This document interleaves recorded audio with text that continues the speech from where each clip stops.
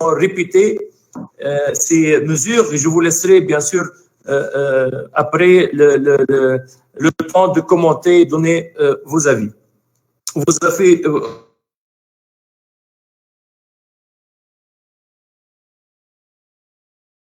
sans précédent, on va dire, très spécial cette crise de Covid-19, comme par ailleurs elle a subi un impact très profond et le secteur du tourisme en particulier qui a vu malheureusement toutes ses activités passer à zéro. Et je ne vais pas vous rappeler que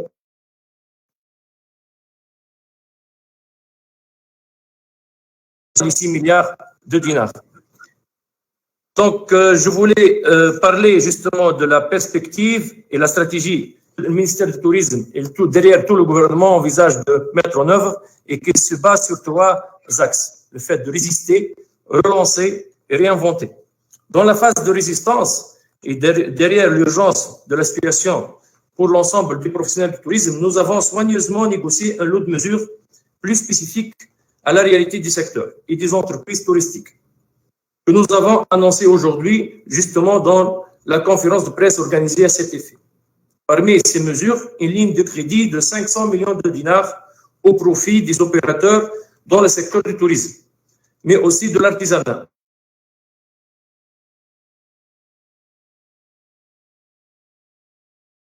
Et d'exploitation, notamment avec pour condition d'octroi la sauvegarde du personnel et de leurs salaires. Et un montant de crédit qui ne doit pas dépasser les 25% du chiffre d'affaires de 2019 avec un plafond fixé à 1 million de dinars pour chaque unité touristique. Les entreprises ayant enregistré une baisse de 25% de leur chiffre d'affaires du mois de mars 2020 par rapport à la même période de 2019 ou une baisse de 40% de leur chiffre d'affaires du mois d'avril comparé au mois d'avril 2019 peuvent bénéficier de cette ligne de crédit. Il en est de même pour les entreprises classées 0, 1, 2 et 3 auprès de la Banque centrale. Celles classées 4 verront leur demande examinée au cas par cas. Le remboursement se fera sur une période de 7 ans avec 2 ans de grâce, avec en plus un taux bonifié ne dépassant pas le TMM. Aucune saisie n'est applicable sur ces crédits vu leur caractère vital et social. Pour la relance, il s'agit de faire vivre nos clients au rythme des nouvelles exigences sanitaires, distanciation sociale, lavage des mains, port de masque, ainsi de suite. Après les attentats terroristes, nous avons géré une transformation en termes de sécurité. Maintenant, il va falloir gérer une transformation en termes sanitaires et hygiéniques, chose sur laquelle nous nous sommes penchés depuis quelques semaines avec l'élaboration du protocole sanitaire du tourisme tunisien. Protocole sanitaire en concertation, bien sûr, avec la profession. Ce protocole sera visé très prochainement par les autorités compétentes. La mise en place de ce protocole réalisé conformément aux recommandations de l'OMS nous permettra non seulement de regagner la confiance de nos partenaires et nos clients, mais également de renforcer la crédibilité de la destination Tunisie, qui a jusqu'à présent bien géré la crise sanitaire grâce à une démarche proactive. Une campagne de communication portée essentiellement par le digital et visant à rassurer les différents marchés sera lancée pour accompagner l'adoption du dit protocole. Nous estimons par ailleurs que le sauvetage du tourisme tunisien au lendemain de la crise devrait se poursuivre pour s'engager sur les chemins d'après-demain, armé d'une volonté ferme de réparation. Il s'agit de prendre de la hauteur et d'appréhender l'après en essayant de réinventer notre tourisme suivant une approche prudente et réfléchie pour permettre à long terme.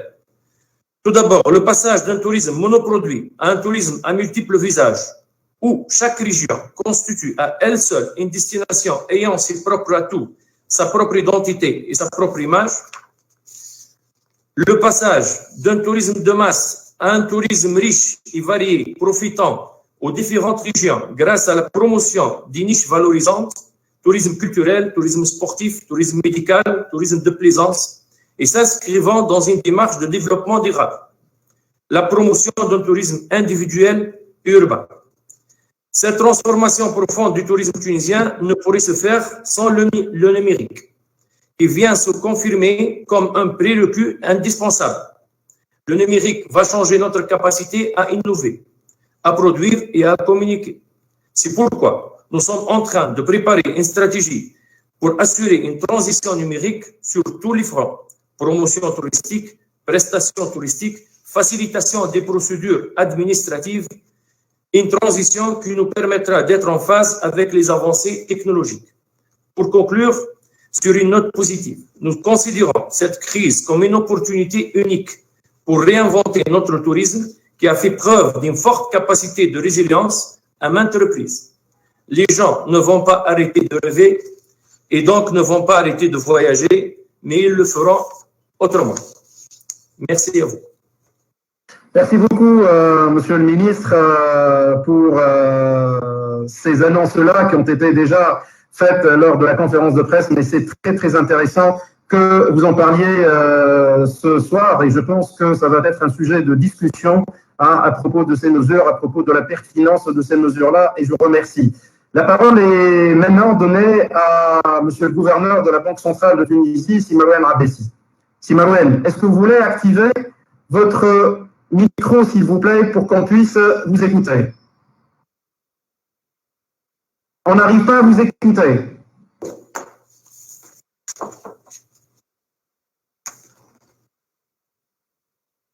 Monsieur le gouverneur?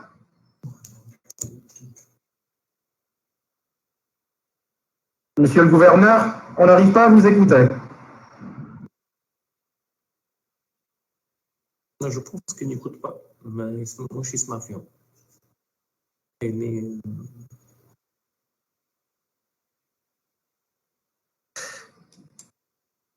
On va peut-être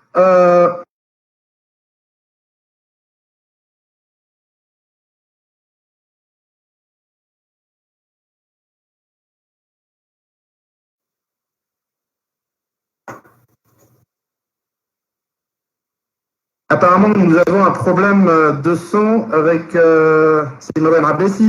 Il vient de se déconnecter malheureusement. Alors, on va marquer une toute petite pause en regardant cette vidéo pour vous faire comprendre un peu de quoi s'agit-il avec ce premier webinaire et surtout ce que la SCB essaie de faire avec plusieurs autres secteurs.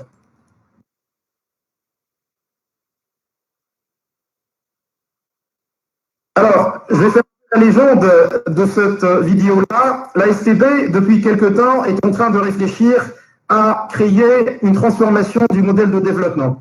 Ce modèle de développement tunisien qui est arrivé à bout de souffle, on essaie de le changer, mais on essaie de le changer avec des strates. Donc la SCB a réfléchi par rapport à la création d'écosystèmes sectoriels.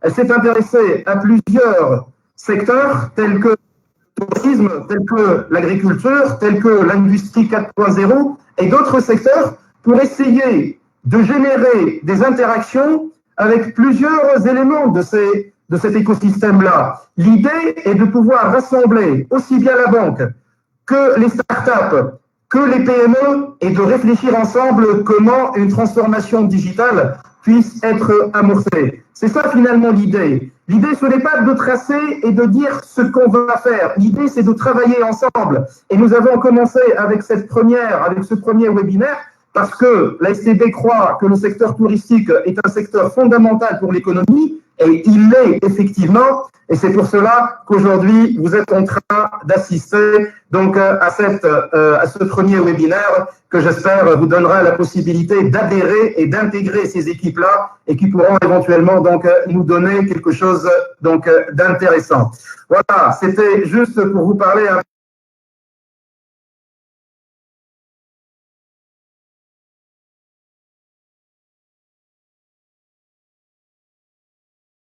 est en train de nous écouter et pourra intervenir pour son allocution d'ouverture.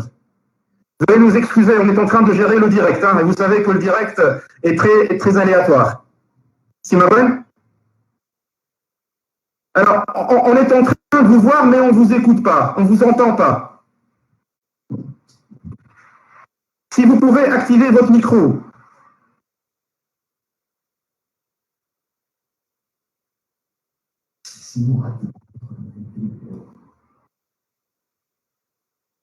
Si Lotfi Dabebi, peut-être.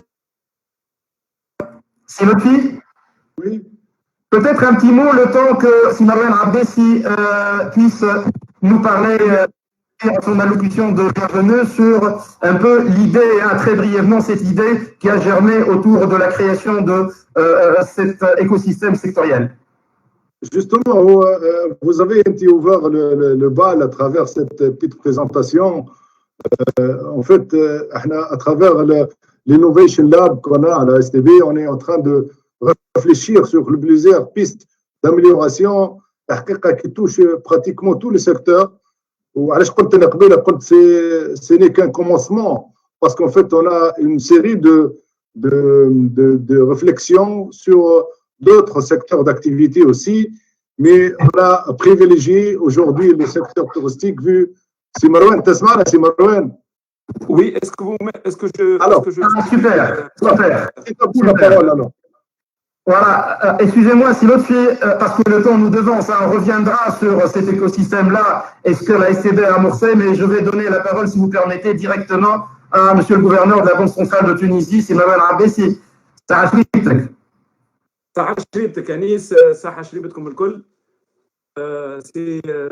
vrai plaisir d'être avec vous aujourd'hui. Je sais que les technologies sont parfois un peu compliquées, mais je suis certain que ça va se gérer pendant cette soirée ramadanesque où on est tous ensemble réunis. Inch'Allah, la prochaine fois, on va le faire donc, de manière un peu plus proche, mais on utilise les technologies et c'est aussi bien. Donc, je voulais juste, premièrement, remercier donc la STB qui est une banque aujourd'hui qui a dépassé les 60 ans et qui, depuis le début, a pris le pari d'investir sur les hommes et les femmes entrepreneurs de Tunisie. Et donc, elle a été capable pendant ces dernières 6 décades donc, de faire en sorte que cette économie tunisienne puisse croître à des niveaux relativement élevés. Donc, elle a fait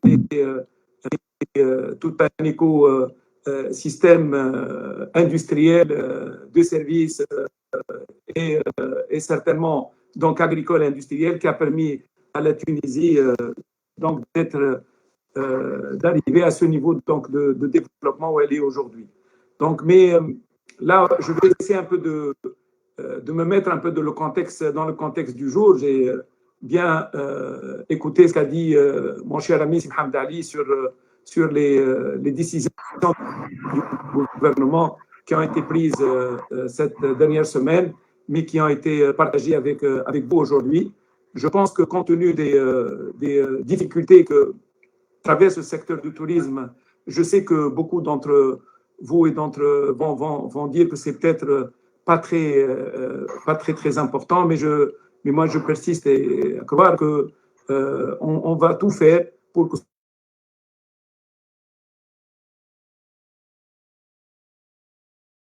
se transformer tel que voudrait et gagner de cette pandémie. En tout cas, j'essaie de croire qu'il y a de vraies opportunités de sortie de crise, mais je suis aussi convaincu qu'il faut passer cette crise. Comme je le disais à Simham Dali dans une réunion qu'on a eue à la Banque centrale il y a peut-être 2 semaines, quand on a commencé un peu à travailler sur les mesures, déjà le secteur a été touché par plusieurs crises. Donc, je ne vais pas aller jusqu'à 2001 ou 2002, je vais aller jusqu'à donc de 2011, 2015, 2016, 2018. Donc, ces crises-là, c'est vrai que c'est des crises qui ont beaucoup secoué le secteur du tourisme et ces crises-là, on a vu, en tout cas la dernière de 2015-2016, on a vu un certain nombre d'entreprises revenir à des niveaux, donc, je dirais, de performance relativement importants. Et ça, c'est fondamental, c'est-à-dire que si on essaie de l'aider et donc de le maintenir donc, dans des conditions donc, de travail, je dirais, tout ce qu'il y a de plus normal. Donc, on voit qu'il a été résilient et on a vu beaucoup d'entreprises hôtelières et touristiques revenir à des niveaux d'activité qui a permis de rembourser beaucoup des dettes qu'ils avaient.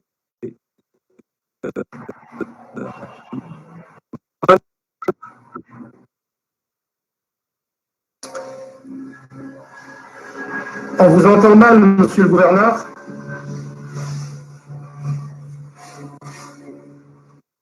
On vous entend mal. Donc on va essayer d'attendre un peu que monsieur le gouverneur revienne.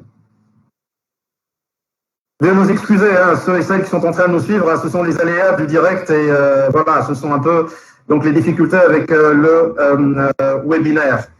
Alors, monsieur le gouverneur, est-ce que vous nous entendez? Oui.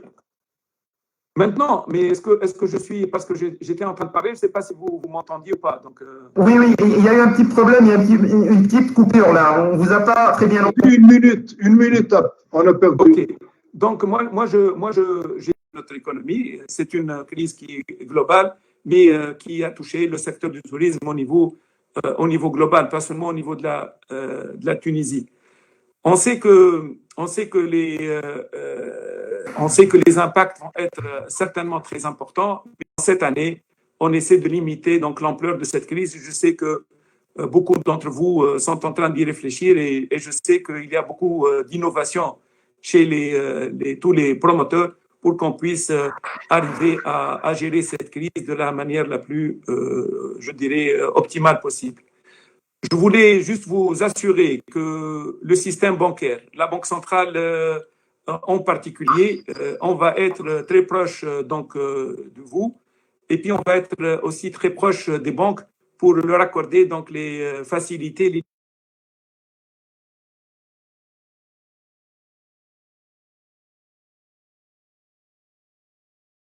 Les entreprises donc liées au secteur du tourisme, que ce soit les agences de voyage, que ce soit aussi tous les activités connexes au secteur du tourisme. Donc on va essayer on va certainement le faire, et puis aussi on va assurer donc une gestion avec le ministère du tourisme et donc les autres ministères concernés. On va essayer aussi d'assurer un monitoring donc du développement donc de cette crise et comment nous tous on va essayer un peu de l'endiguer et de le gérer pour que, comme je l'ai dit, à la fin de l'année, on puisse être capable donc de démarrer dans de bonnes conditions et aussi de faire en sorte à ce qu'on puisse aussi profiter, comme l'a dit ici Mohamed Ali, donc des opportunités qui nous sont données. Aujourd'hui, je pense qu'il y a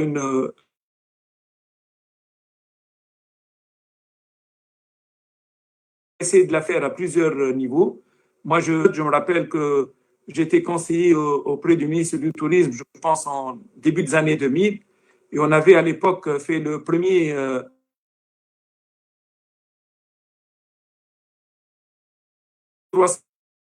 hôteliers et 300 opérateurs du secteur du tourisme dans la salle, avec des conférenciers de très grande qualité.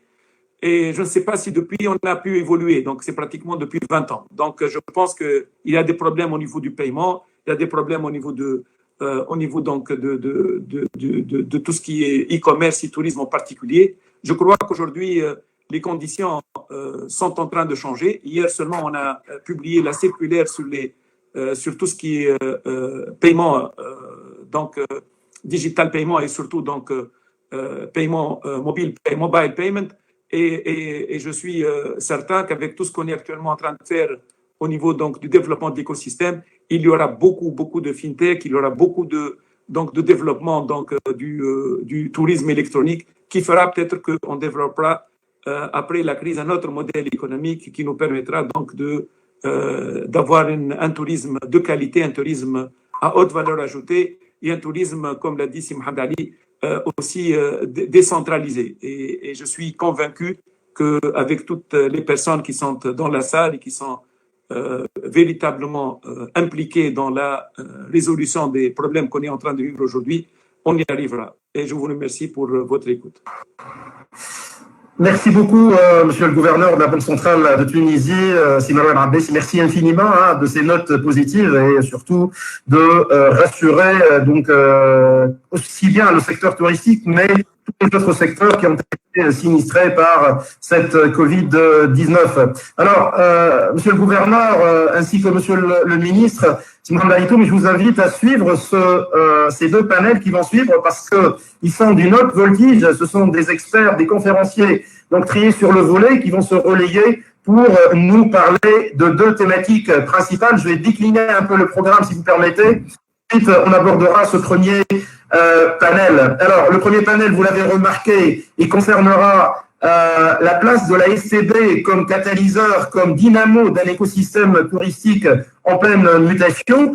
Donc, Sarafi Vekchok, Simed Idrid, Silofi Debeb, Siral de Gauche seront nos premiers conférenciers vis-à-vis desquels donc on va essayer de discuter, avec lesquels on va discuter donc de ce sujet très très important. Ensuite, le deuxième panel, il a trait à la technologie de rupture, et le terme rupture ici est très très important. Hein.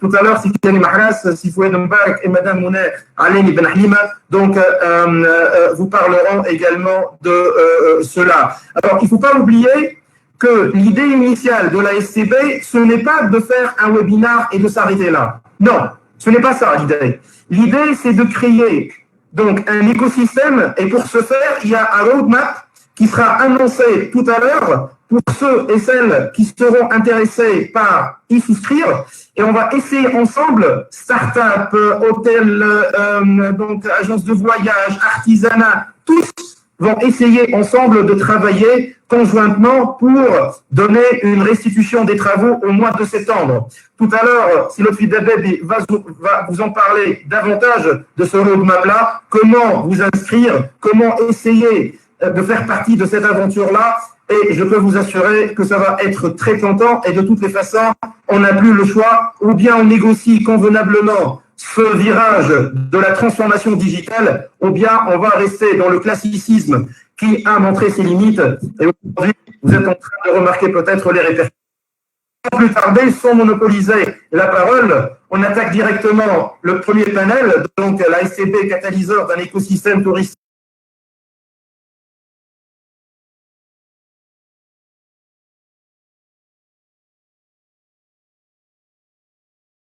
Ma première question ira à Sarafi Vekchok. Alors, il n'est plus à présenter, il est journaliste, directeur du journal en ligne Tourisme Info, il est éditeur des annuaires du tourisme, il est PDG de l'hôtel Bizerte Resort, il est organisateur de salons de tourisme, directeur de l'Observatoire de tourisme et président de l'Union nationale de l'industrie hôtelière. Sarafi Vekchok, Masha'Allah. Alors, ma première question, pour vous, quel état des lieux dressez-vous aujourd'hui de la transformation digitale dans le secteur touristique? Eh bien, vous savez, l'industrie hôtelière, on parle bien d'industrie. L'industrie hôtelière est une industrie exportatrice. Dès son essence, c'est une industrie qui traite directement avec l'étranger. Donc, elle est forcément digitalisée, elle est forcément au diapason de toutes les innovations technologiques. Pourquoi? Parce que nous traitons avec des tours opérateurs, avec des agences de voyage qui sont au fait, n'est-ce pas, de la technologie et de la digitalisation. Donc, nous ne pouvons pas être hôtelier ou agent de voyage sans être vraiment digitalisé. Et d'ailleurs, tous les hôtels en Tunisie ont abandonné le fax, bien sûr, et on ne travaille qu'avec, bien sûr, tout ce qui est logiciel propre de dernier cri, n'est-ce pas, tout ce qui est technologie de pointe en matière d'hôtellerie. Et à ce sujet-là, je vous dirais que des sociétés tunisiennes telles que Cyberreza, par exemple, et là, je dirais, je peux se considérer comme un leader mondial, n'est-ce pas, en matière de développement de logiciels pour les hôteliers, pour les agents de voyage. Et c'est un moteur. Vous avez des plateformes de réservation telles que d'ailleurs mon ami que je salue, Khaled Rojdi, qui fait un travail fantastique, n'est-ce pas, vraiment fantastique. Également, Travel to Do, Tarek Lassad qui est là depuis longtemps, MyGo, Click and Go, Fastbooking, tous ces tours opérateurs qui font d'ailleurs une bonne partie, n'est-ce pas, des chiffres d'affaires des hôtels tunisiens sont à la pointe de la technologie. Donc, pour nous, la transformation est liée déjà. Et nous, nous parlerons plutôt de mutation et de migration technologique qui va être accentué et accéléré par justement cette crise du Covid-19. Aujourd'hui, la digitalisation va être encore beaucoup plus forte et elle va aboutir à des résultats, je dirais, pour le moment, du moins inattendus. Déjà, le webinaire de ce soir en est un exemple. Le télétravail, c'est aussi maintenant, n'est-ce pas, est entré un peu dans les mœurs. Et ça, ce n'est qu'un échantillon. Cette digitalisation, cette transformation va impacter tout le secteur touristique, à commencer par le transport aérien. Les tours opérateurs, est-ce qu'ils vont encore exister sous leur forme actuelle? Non. Donc, nous parlerons davantage de nouveaux modèles économiques, n'est-ce pas, et de nouveaux écosystèmes que de transformation. Parce qu'effectivement, le monde de demain, de l'après-Covid, n'est pas celui d'avant Covid. Pourquoi? Parce que le client a changé, ce confinement a créé de nouvelles habitudes, de nouveaux réflexes du client, auxquels il faut tout d'abord étudier, analyser et en plus s'y adapter. Maintenant, en Tunisie, c'est vrai que nous sommes un peu au top, n'est-ce pas, de la technologie, mais nous avons des handicaps majeurs. Par exemple, nous sommes incapables de faire du packaging dynamique. Pourquoi? Parce que tout simplement, par exemple, nous n'avons pas le low cost, nous n'avons pas l'open sky. Donc, même si nous avons des problèmes, ils ne sont pas inhérents au secteur, mais beaucoup plus, nous sommes victimes des autres départements et d'ailleurs les banques aussi. Parce que, par exemple, en Tunisie, nous n'avons pas de PayPal encore, n'est-ce pas? Et tous les modes de paiement, c'est vrai, on a fait des progrès, mais on est encore très, très loin derrière l'Europe et le Moyen-Orient. Oui, tout à fait. Donc finalement, si j'ai bien compris de vos propos, la transformation digitale, elle est là, mais elle n'a pas eu jusque-là sa vitesse de croisière. C'est ça? Non, elle est en vitesse de croisière en Tunisie, mais encore en étant au diapason, je dirais, de l'Europe, mais nous avons quand même des handicaps pour aller encore plus vite et plus loin à cause des entraves que nous trouvons en Tunisie. Et lorsque vous dites entraves, ce sont des entraves réglementaires, ce sont des entraves donc législatives, c'est des entraves de quelle nature? Elles sont de toutes sortes, mais pas technologiques. C'est-à-dire, par exemple, l'Open Sky, c'est un handicap politique, c'est un handicap de transport aérien, mais auquel le tourisme n'y peut rien, n'est-ce pas? Le paiement, c'est un problème de législation, de banque centrale, de banque, etc., et auquel le tourisme n'y peut rien. Oui, merci beaucoup, Serafif Kchouk, merci pour votre intervention. Alors, lorsqu'on parle de transformation digitale, il est certainement important de parler également de la transformation du processus managérial. Souvent, la transformation digitale consiste pour certains à se doter d'un site ou à essayer peut-être de faire une numérisation donc de son appareil productif.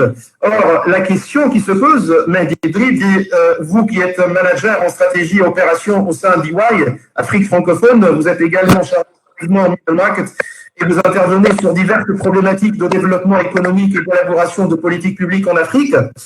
Je vous salue par ailleurs, Sarah Schmitt. Alors, avec vous, je voudrais bien évoquer cette question de la transformation du processus managérial. Une entreprise en transformation digitale, ce n'est pas une entreprise classique.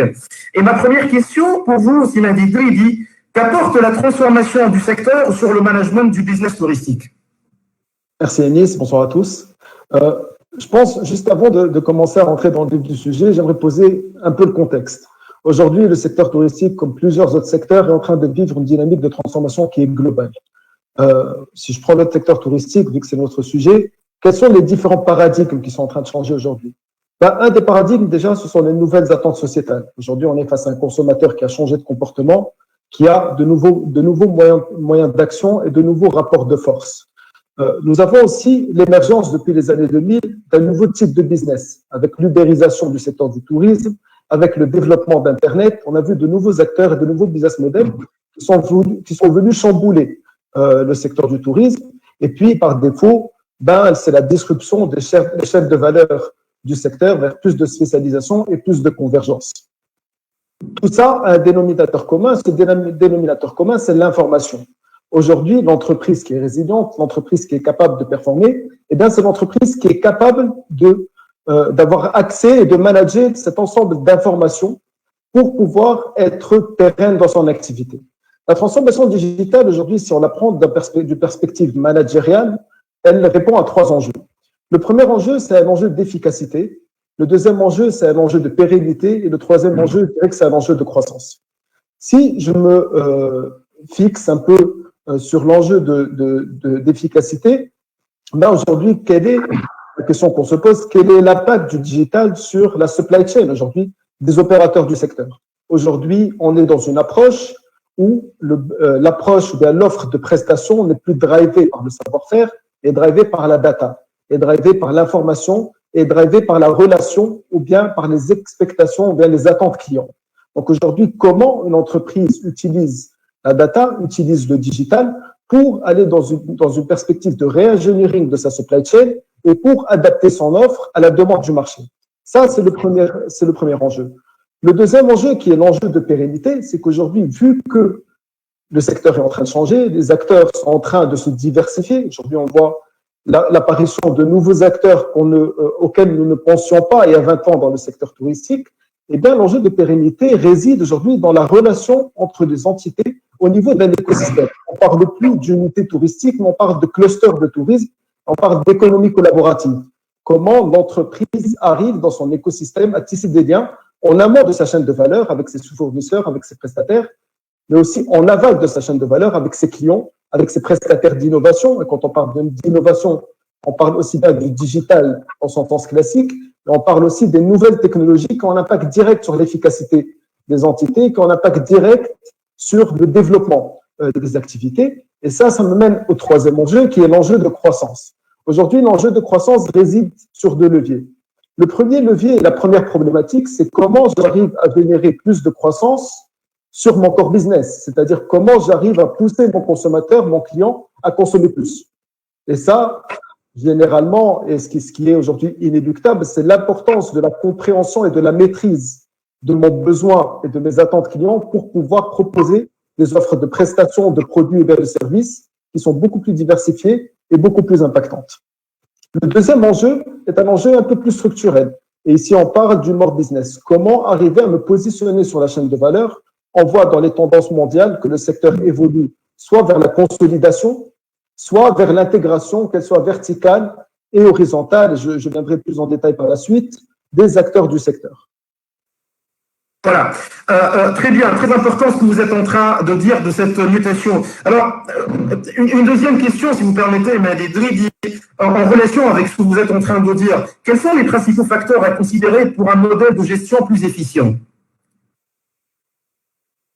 Je pense qu'il y a 2 niveaux, en fait. Si on regarde l'approche d'un point de vue purement organisationnel, il y a 2 niveaux à considérer. Il y a le premier niveau qui est le niveau macro. Et quand je parle du niveau macro, il y a 2 principaux leviers qu'il faut regarder aujourd'hui. Le premier, c'est la gouvernance du secteur. Et le deuxième niveau, c'est l'organisation du secteur. Quand je parle de gouvernance du secteur, je parle principalement, bien sûr, des pouvoirs publics. Aujourd'hui, quel est le rôle du ministère? Quel est le rôle des différents organes de concertation? Et quel est le rôle aujourd'hui des collectivités locales dans le développement du secteur touristique? Et je pense qu'il y a 3 enjeux à attaquer au niveau du secteur touristique et du contexte tunisien. Le premier enjeu, c'est le positionnement aujourd'hui de cette gouvernance. On est sur un secteur, et on le voit aujourd'hui à travers la crise Covid, qui est un secteur qui est devenu transversal. On ne parle plus de tourisme comme un secteur vertical industriel, mais aujourd'hui, on parle même, et les professionnels sont là pour le confirmer, d'industrie du voyage, on parle d'industrie du séjour, et on est sur une approche qui est réellement transversale, à l'instar de la transformation digitale, l'importance aujourd'hui du positionnement, que ce soit du ministère ou différentes entités, sur plusieurs activités qui sont liées ou qui tournent autour du tourisme. Le deuxième enjeu pour la gouvernance, c'est la transformation des institutions. Nous ne pouvons pas parler de transformation digitale des opérateurs touristiques si la gouvernance ne se transforme pas elle-même vers plus de digitalisation et plus d'efficacité pour être la locomotive de la transformation digitale. Et le troisième enjeu, c'est l'enjeu aujourd'hui, quel rôle doit jouer en fait ces organes de gouvernance, 1, dans l'orientation des politiques touristiques et 2, dans la veille par rapport aux différentes disruptions et par rapport aux différentes évolutions touristiques de l'offre et de la demande. Au niveau macro, le deuxième enjeu, comme je disais tout à l'heure, c'est l'organisation en fait du secteur touristique. Aujourd'hui, le secteur touristique fait face à de nouveaux rapports de force. Premier rapport de force, on est sur une orientation vers plus de plateformisation. Aujourd'hui, la disparition des intermédiaires, la disparition des opérateurs classiques, de s'orienter vers la consolidation en plateforme. On le voit aujourd'hui à travers les Airbnb, à travers les Booking, etc. On n'est plus sur l'éclatement en fait du secteur et des opérateurs du secteur. Le deuxième enjeu, c'est un enjeu de consolidation. Aujourd'hui, c'est clair, et on le voit, la Tunisie est plein dedans, c'est qu'aujourd'hui, on a, disons, 3 tiers d'acteurs. Nous avons les acteurs performants, nous avons les acteurs qui performent moyennement et nous avons les acteurs qui ne performent pas et qui sont en difficulté. Et aujourd'hui, dans le moyen terme du moins, il serait envisageable aussi de voir aujourd'hui comment la redéfinition de ce secteur-là ira vers plus de consolidation, plus d'absorption et plus de regroupement autour de clusters touristiques. Et bien sûr, ça, l'impact au niveau du secteur financier, ça sera plus de transactions financières, bien sûr, plus de rachats, etc., etc. Et puis, le troisième enjeu, c'est bien sûr l'intégration dans les chaînes de valeur, aussi bien les chaînes de valeur locales, mais aussi les chaînes de valeur mondiales, avec le rôle que doivent jouer aussi bien les OTA au niveau de l'orientation de l'offre de services, mais aussi des opérateurs en amont qui sont là pour être plus agiles et proposer de nouvelles offres de prestations. Si je vais rapidement au niveau micro, il y a 3 leviers qu'il faudra regarder. Le premier levier… Vous terminez avec ça, s'il vous plaît, Sima Dedridi, parce que le temps nous devance. Une petite minute. Au niveau micro, il y a 3 leviers qu'il faudra considérer. Un, c'est la culture des opérateurs qui doit être ouverte sur l'écosystème, qui doit être drivée par la data et qui doit être passée d'une culture centrée sur le produit à une culture centrée sur le client. Le deuxième niveau, il est organisationnel. Aujourd'hui, dans le secteur touristique et au niveau des opérateurs touristiques, on voit l'émergence de nouveaux métiers. Il y a quelques années, on ne parlait pas de yield management, on ne parlait pas de customer experience, on ne parlait pas de community management. Et dans les années à venir, l'importance d'avoir des organisations agiles, des organisations horizontales, des organisations qui se basent sur la data pour construire leur offre de services et de produits est très, très importante. Enfin, le troisième niveau, c'est les compétences.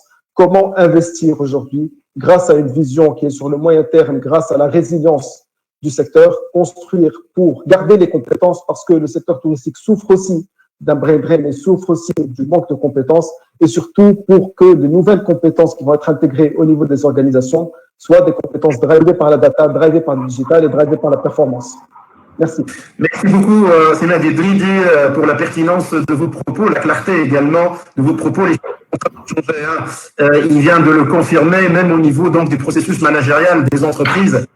Évidemment, ceci ne touchera pas à la gouvernance de ces entreprises. Merci infiniment.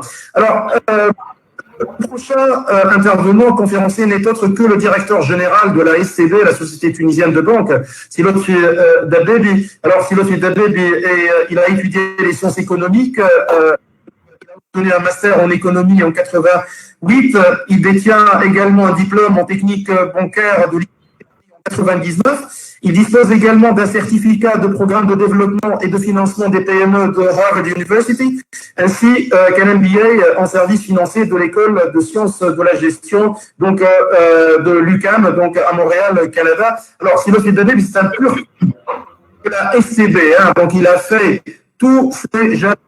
La SCB a commencé par être donc chef, je dirais, et chef d'agence durant. Il a monté un peu dans cette échelle-là pour arriver à être donc le directeur général de la banque. Le 7 mars, il a été élu donc directeur général de la banque le 7 mars 2019. Et depuis, c'est un travail monumental qui est en train d'être fait au niveau de la SCB. Alors, ma première question, c'est votre fils Dabdebi. Pourquoi réfléchir globalement à générer des écosystèmes sectoriels et pourquoi particulièrement le secteur touristique? J'arriverai tout à l'heure. C'est le comment. À vous la parole. Merci, Anis. Merci d'avoir rappelé mon CV personnel. C'est très bien fait. Je risque de l'oublier des fois. Donc, pas moi. En fait, après ce qu'a dit Mehdi, je pense qu'il a fait pratiquement une couverture intégrale sur toute la problématique qui entoure le secteur et sur toute tout l'objet de cette transformation à laquelle on s'attend. Mais moi, je vais aborder le sujet autrement. Je vais essayer quand même d'implémenter cette démarche, de voir comment pouvons-nous implémenter cette démarche ou cette vision à travers des modèles qui sont plutôt faciles, à travers des initiatives cohérentes et qui prennent place de plus en plus. Pourquoi? Tout d'abord, en effet, parce que tout le monde en parle et personne ne peut nier l'importance du secteur touristique dans le paysage économique tunisien. Personne ne peut nier l'importance du rôle que joue ce secteur et les effets d'entraînement à travers le tourisme et les autres secteurs. Donc, tout cela fait en sorte que nous considérons que le secteur touristique mérite ce privilège et cette priorité d'avoir donc attiré notre attention. Et nous pensons qu'il est grand temps à ce qu'on réfléchisse sur un nouveau modèle d'affaires, sur une nouvelle façon de faire pour améliorer notre management. En fait, ici, ce projet à la STB, on n'est pas là pour apprendre aux managers ni aux hôteliers comment faire, ni comment gérer. Ils sont, des grandes compétences en la matière. Ils sont tellement formés en la matière. Mais nous, on n'est que, disons, un intermédiaire, une plateforme, une plaque tournante. On veut jouer notre rôle en tant qu'initiateur pour rassembler tous les intervenants sur cette chaîne de valeur. اليوم حتى حد ما ينجم ينكر le rôle que le changement et l'imitation que le monde est en train de connaître. Tout le monde sait que les GAFA, أنا كي نشوف اليوم à travers Alibaba ولا Airbnb ولا Uber ولا غيره كذا à travers le monde, qu'est-ce qu'ils sont en train de faire? Les gens, réellement, ils ne sont pas des professionnels, ni du tourisme, ni de Wahad. Ils sont venus grâce au digital, grâce à cette transformation, qui ont imposé leur façon de faire et leur règle de conduite. Rien qu'à titre illustratif, Airbnb, il a fait en 2019 2,5 milliards de dollars de chiffre d'affaires. هذا بالنسبة للواحد. الحاجة اللي نحب نقولها اليوم, on ne parle plus de touristes, mais de touristes. Et touriste, c'est quelqu'un qui surfe, qui navigue. C'est des internautes aujourd'hui. C'est des gens qui ont privilégié le parcours digital dans leur vie.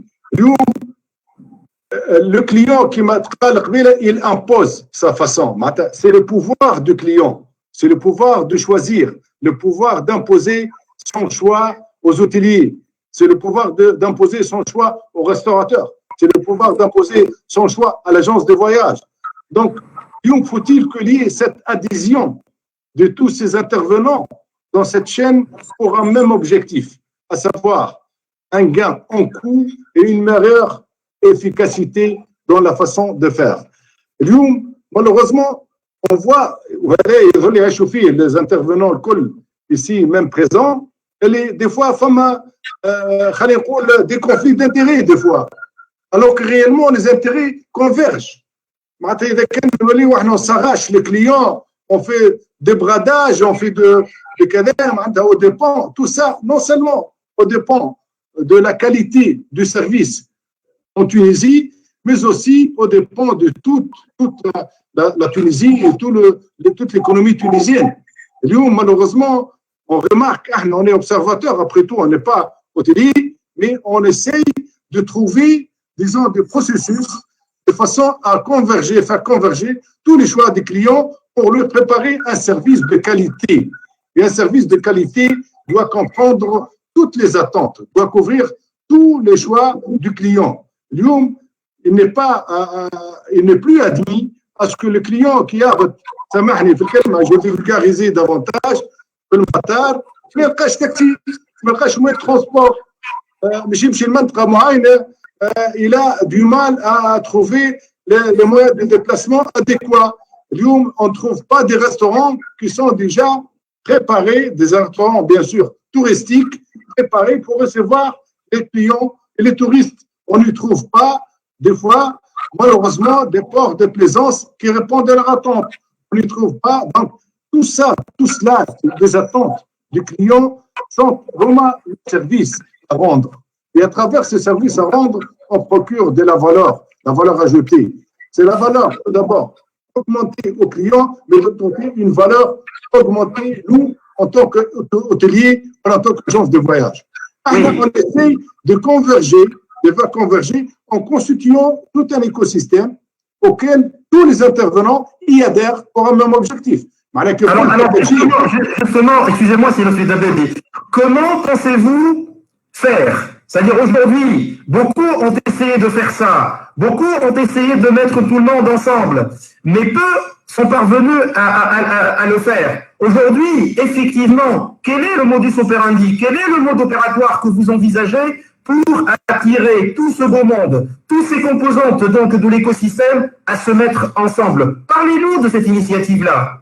Alors, tout d'abord, on a la conviction, tout à l'heure, il m'a dit, je connais de la culture. On a la pleine conviction que l'avenir du tourisme passe par le data et le digital. Il faut croire en ça. Mais je suis pour ou contre. Mais je suis ils font d'une façon malheureusement archaïque et d'autres le font d'une façon numérique. On est là pour passer une meilleure visibilité de la destination Tunisie. L'objectif qu'on doit se partager, c'est de faire de la Tunisie une meilleure destination à travers une bonne visibilité.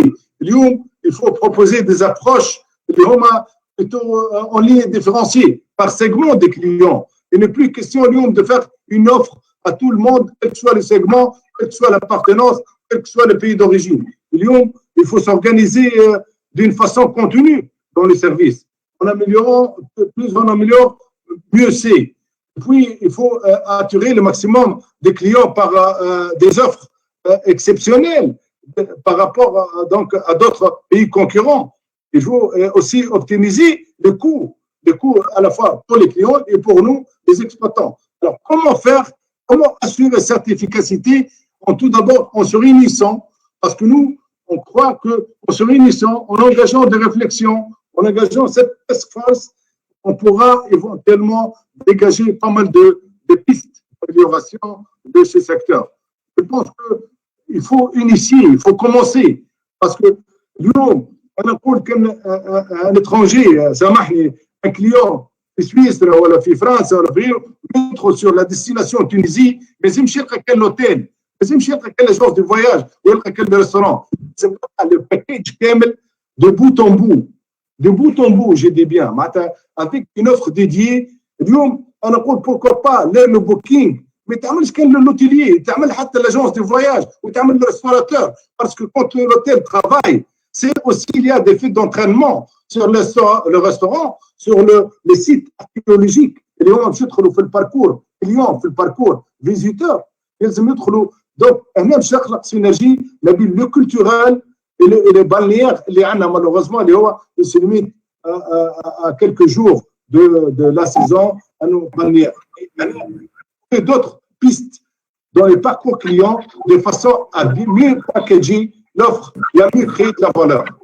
Comment? C'est en commençant, parce que nous, on compte organiser des workshops, des work teams à travers des réunions en spécialisant les gens dans des ateliers différents. Nous avons une boîte mail, une plateforme dédiée tourisme pour toute personne qui veut s'inscrire. Quel que soit l'appartenance au TAO, quel que soit le secteur d'activité TAO, on va désigner des chefs de projet ou des moteurs, les leaders dans ce changement pour mener à bien cette culture et cette transformation. Donc, voilà, j'essaie de développer un peu l'idée générale, mais je pense qu'on a tout l'intérêt à commencer à développer ces process parce qu'en créant cet écosystème, nous, on milite pour la même cause. Nous, c'est la destination Tunisie qui est le capital, l'élément moteur pour tous ces intervenants, toute la chaîne de valeur autour de vacanciers qui viennent en Tunisie. Malheureusement, c'est trop ou même que tout à l'heure, on aura le témoignage de certains اللي نهربوا في بعضنا معناتها اذا كان نولي نقولوا امشي البقعه هذيك ورد بالك والبقعه هذيك ورد بالك هم برح العجلات اللي هما نعرفوهم malheureusement c'est tout un changement culturel qui doit être mis en place qui نركب مع التاكسيست ويحكي معايا نعرفوا comment il parle de la Tunisie نمشي للريستوران نعرف نحكي معاه comment il parle comment il commercialise la destination tunisienne نمشي للسيت archéologique ونعمل des visites culturelles نعمل الميديسين دو سانتي ونعمل كلاسو aussi نعرف كيفاش l'exploite donc c'est toute cette organisation cette gouvernance اللي جبدوا مهدي donc l'affaire ne se limite pas ni au management ni à l'exploitation donc il y a toute une synergie à créer à développer davantage mais خلينا نحط ساعه on crée cet écosystème sur lequel ces satellites tournent tout autour et on trace les parcours clients. Mais Dima, n'oublions pas que la finalité, c'est le client, c'est l'expérience client, le parcours client. Qui de nous, les hôteliers, revient sur les commentaires, sur les remarques, sur les réclamations des clients exprimés? Qui de nous, on doit exploiter les gisements des visiteurs et des gens qui commentent régulièrement les visites. نشوف à titre personnel نجوا نسافروا لبرا نشوفوا ندخل l'unité hôtelière نشوفوا les commentaires qu'est-ce qu'ils disent sur cette unité hôtelière est-ce que c'est le cas chez nous donc tout cela doit entrer et doit prendre place pour qu'on puisse développer cette vision et cette transformation du tourisme. Merci Silofi Dabeb et merci infiniment. Je reviendrai vers vous justement pour nous parler de ce roadmap parce que comme je viens de le dire en entame de cette intervention, le but, ce n'est pas de faire un webinaire et de s'arrêter là. Le but est d'inviter tous les composantes donc, de cet écosystème à interagir, à solliciter la banque via donc, un mail qui vous sera proposé tout à l'heure, donc à la fin de ce webinaire-là. Et évidemment, donc, vous pouvez vous inscrire. Et vous pouvez demander à vous mettre donc avec d'autres, donc des startups, avec du personnel de la banque, et ensemble des groupes de travail seront constitués afin de restituer donc les travaux au mois de septembre. Effectivement, donc oui, c'est le Dabeb. Enis, je voulais juste rajouter un petit mot à l'expérience que la STB est en train de mener. On a créé des API, des applications en faveur de certains clients du secteur. On a commencé, ces API, à la fois, ils permettent une meilleure gestion des paiements, une meilleure gestion dans leur vie quotidienne. Donc, pour alléger le management et pour assouplir la façon de faire. Aussi, on a l'open banking avec des hôtels ou avec des plateformes pour développer donc, le savoir-faire des unités et pour qu'il y ait plus d'échanges avec les banques. Et on essaie de jouer ce rôle de plaque tournante. Comme on est, nous, au milieu donc, de parcours des différents intervenants, donc on va essayer de rallier les uns aux autres, de voir les attentes des uns et des autres. En recourant à certains start-upers et à travers notre Digilab, donc c'est un laboratoire digital qu'on a créé à la STB, on a essayé de créer ces API اللي هما très efficaces. والحقيقه انا في الاطار هذا ماذا بين نخلي لي témoignages للشيخ خالد الرجبي pour en parler davantage parce que rien ne vaut le témoignage d'un client.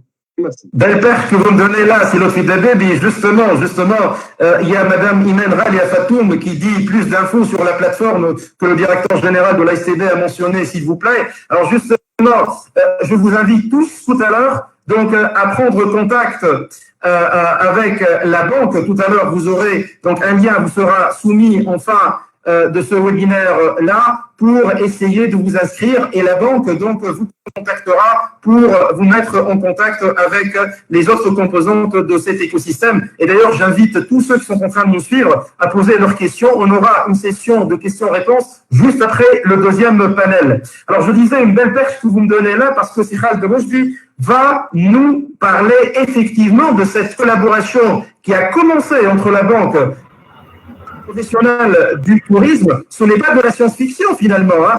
Ce n'est pas non plus donc, de la théorie que nous sommes en train de faire. C'est effectivement une chose qui a été amorcée, créée, accompagnée. La banque est là, qui a accompagné donc un professionnel du tourisme, et ça a donné un peu la et celle de Tunisie.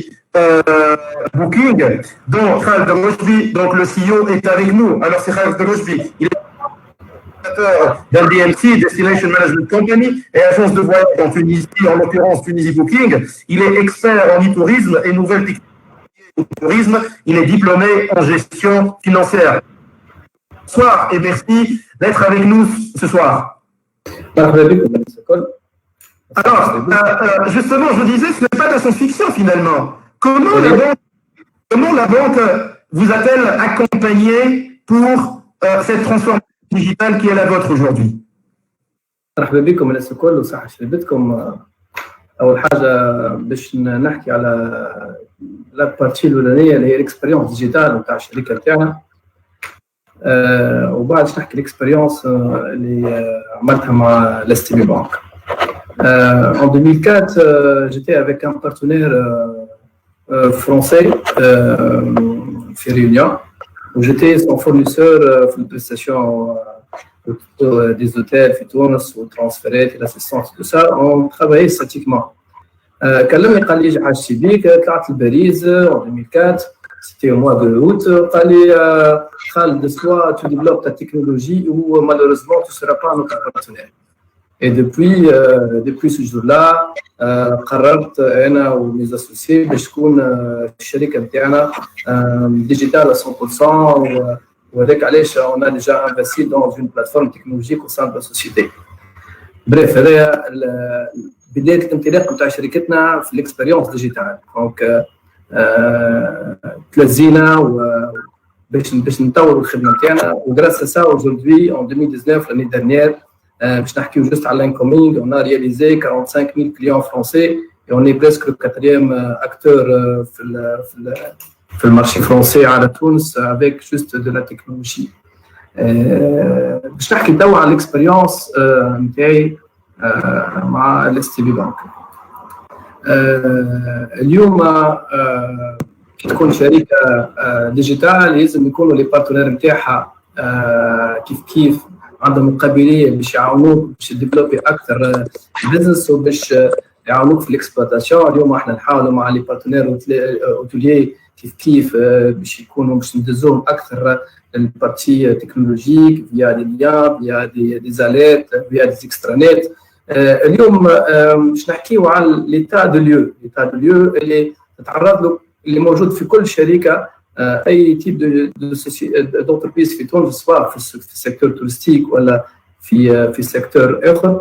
l'état de lieu اليوم انا sur 3 axes. Il y a le manque d'informations sur la trésorerie en temps réel, sur معناها sur les ERP ولا logiciels نتاع الشركه. اليوم il y a un problème de gestion de temps في le département comptabilité. اليوم il y a aussi un facteur externe que les ERP ou les logiciels informatiques في تونس اللي موجودين مازالوا avec des anciennes technologies. donc باش نحكي بحاجه معناها باش نبسط الموضوع باش ما ندخلش اكثر في التكنولوجيا شو عملت مع الاس تي بي كوتي دي بي اي ولا كوتي دي ويب سيرفيس. باش ننطلق من الاكس الثاني اللي هو المود دانفورماسيون اللي موجود اليوم بالنسبه la direction générale des entreprises ولا la direction comptable واي décideur في الشركه هذيا. donc je dis bien راهو نحكي على système informatique de l'entreprise. je parle pas de l'information de la banque خاطر sur l'extranet de la banque on a toute l'information اللي حشتنا بها سواء les relevés سواء la TVA سواء les commissions كل شيء موجود في l'extranet. et par contre اليوم il faut intégrer cette information là في ال ERP نتاع الشركه باش تبدا عندنا تابلو دو بور et on aura toujours le temps bien. donc اليوم الشركات في تونس نتصور اللي ما عندهمش la situation de trésorerie. معناها lorsque je dis trésorier je parle de solde banque, je parle des encaissements, des décaissements qui sont en circulation. اليوم généralement on ne maîtrise pas les chèques qui sont en circulation ou les effets qui sont en circulation, soit en encaissement ou soit en décaissement. Le mouvement bancaire, bien sûr, le levier bancaire, il faut le suivre.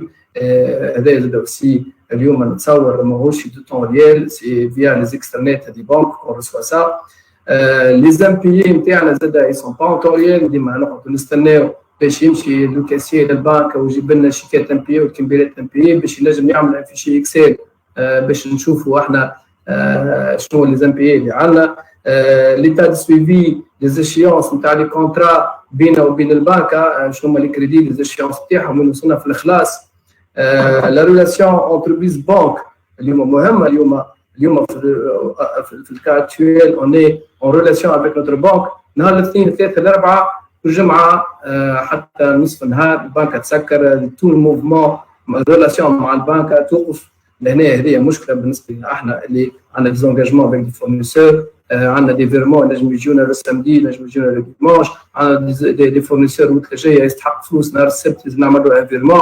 دونك هنا مشكله اذا كان البنك تسكر والاكسبلوطاسيون تاعنا تحبس.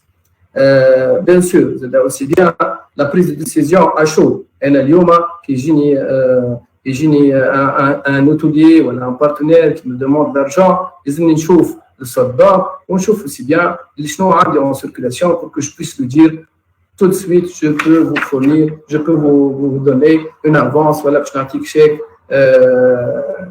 هذا مهم برشا بور لا ديسيزيون. جيستيون دو طون وهذا زاد اوسي اكثر حاجه مهمه اليوم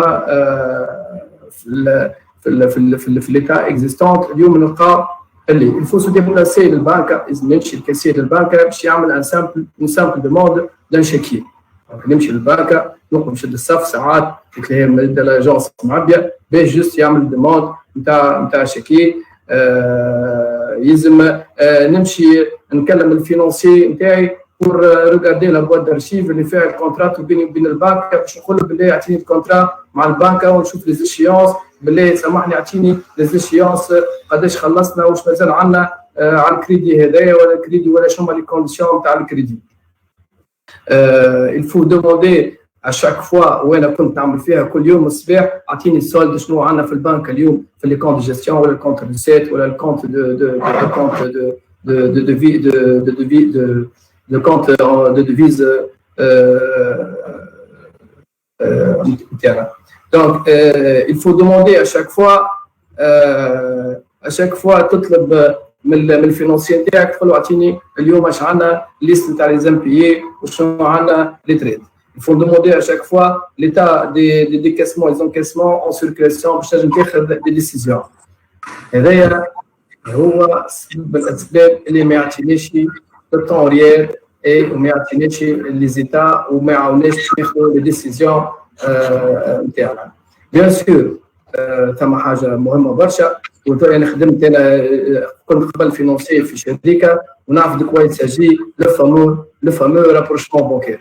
لو فامو رابروشمون بانكير اليوم لا معظم الشركات في تونس تعمل في رابروشمون بانكير ان بو اركايك وانا راني تعديت منها لو كونتابل عنده ان فيشي اكسل ولا عنده لي سوش نتاع الشيكي نتاعو وشد البونتي مع اللوفي بانكير اللي موجوده في البنكه. هذا دخل هذا الشيك هذايا مازال اون سيركيلاسيون وياخذ نوت وسي ان ترافاي انفرنال. وجينيرالمون لي كونتابل نتاعنا يبعدوا منه لو رابروشمون بانكير وديما يخليوه فان دو موا وفان دو موا اذا كان تلقى عنده موفمون كبير يا توجور لو ريسك ديرور وتبيع باش تلقاه غاطس جمعه كامله وهو يعمل في الرابروشمون بانكير ويشوف يتعملوا صحيح ويشوف يعملوا غلط. دونك هذايا سي ان ريسك انورم للشركه وسي تري امبورطون باش نخففوا الضغط على البيرسونيل وجيستيون سيتو جيستيون طون ودوف سو كونسونطري على اوتر شوز كول فير حاجات بدائيه. احنا ولينا بصراحه راهو فيها بدائيه. Oui. Bref, la solution, le temps est épuisé, Sikhal. Vous avez trop. Je m'attendais à ce que vous parliez un peu de cette relation avec la banque. 2 minutes. Sur des constats. 2 minutes.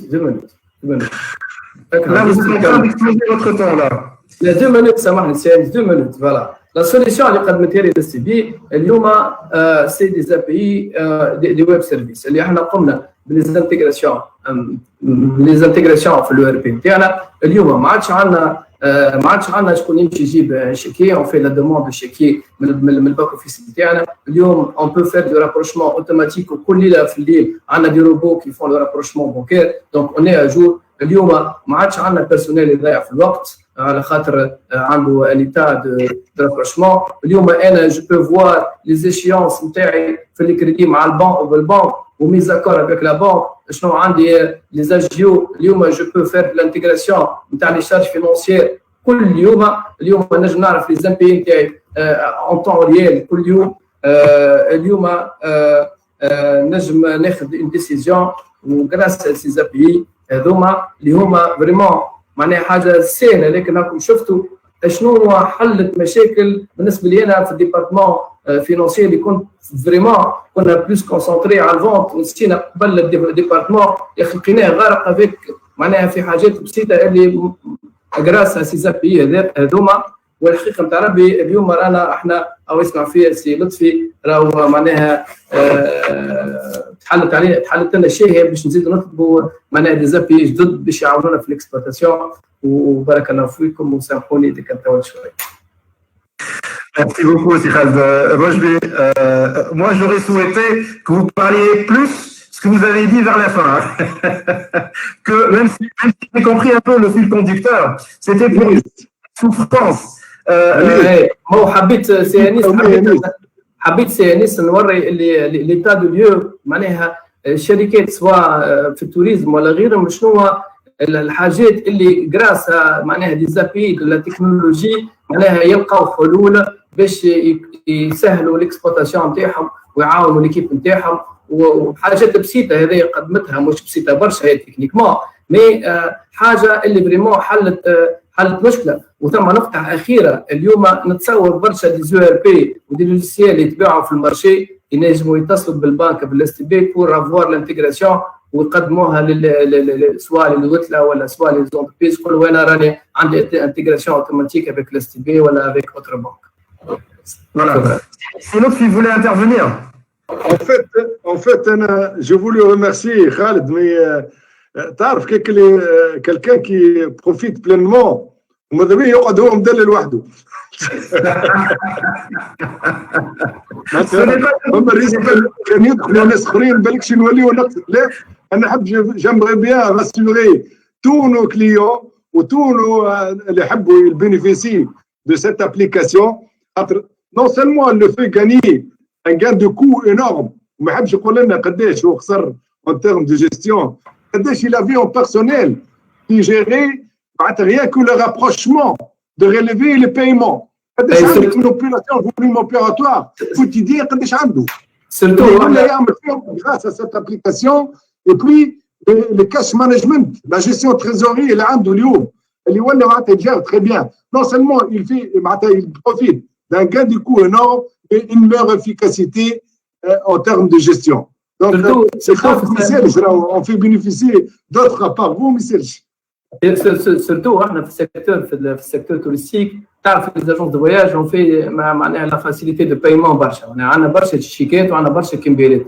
دونك فريمون لو نومبر دو شيك افيرسي الي انورم دونك لو تريتمون الرابروشمون بونكير هذايا مشكله كبيره بالنسبه لنا احنا دونك هذاك علاش بالسيستم هذا يعاوننا وصلت في راه اونتر بارونتيز جوست لا بريزونطاسيون هذايا مع كنتي قعدنا ساعه ونص تو عطاني 7 دقائق حبيت نعملها بريزونطاسيون سي با فاسيل باسكو فريمون سي ريزولتا مانيفيك بالنسبه لنا احنا اليوم في الديبارتمون وانا حقيقه نتاع ربي نخدم مع زوز بنوك اليوم مع الاس تي بي مش باش نشكرهم لكن فريمون حليتوا لي برشا مشاكل في الشركه تاعي فوالا.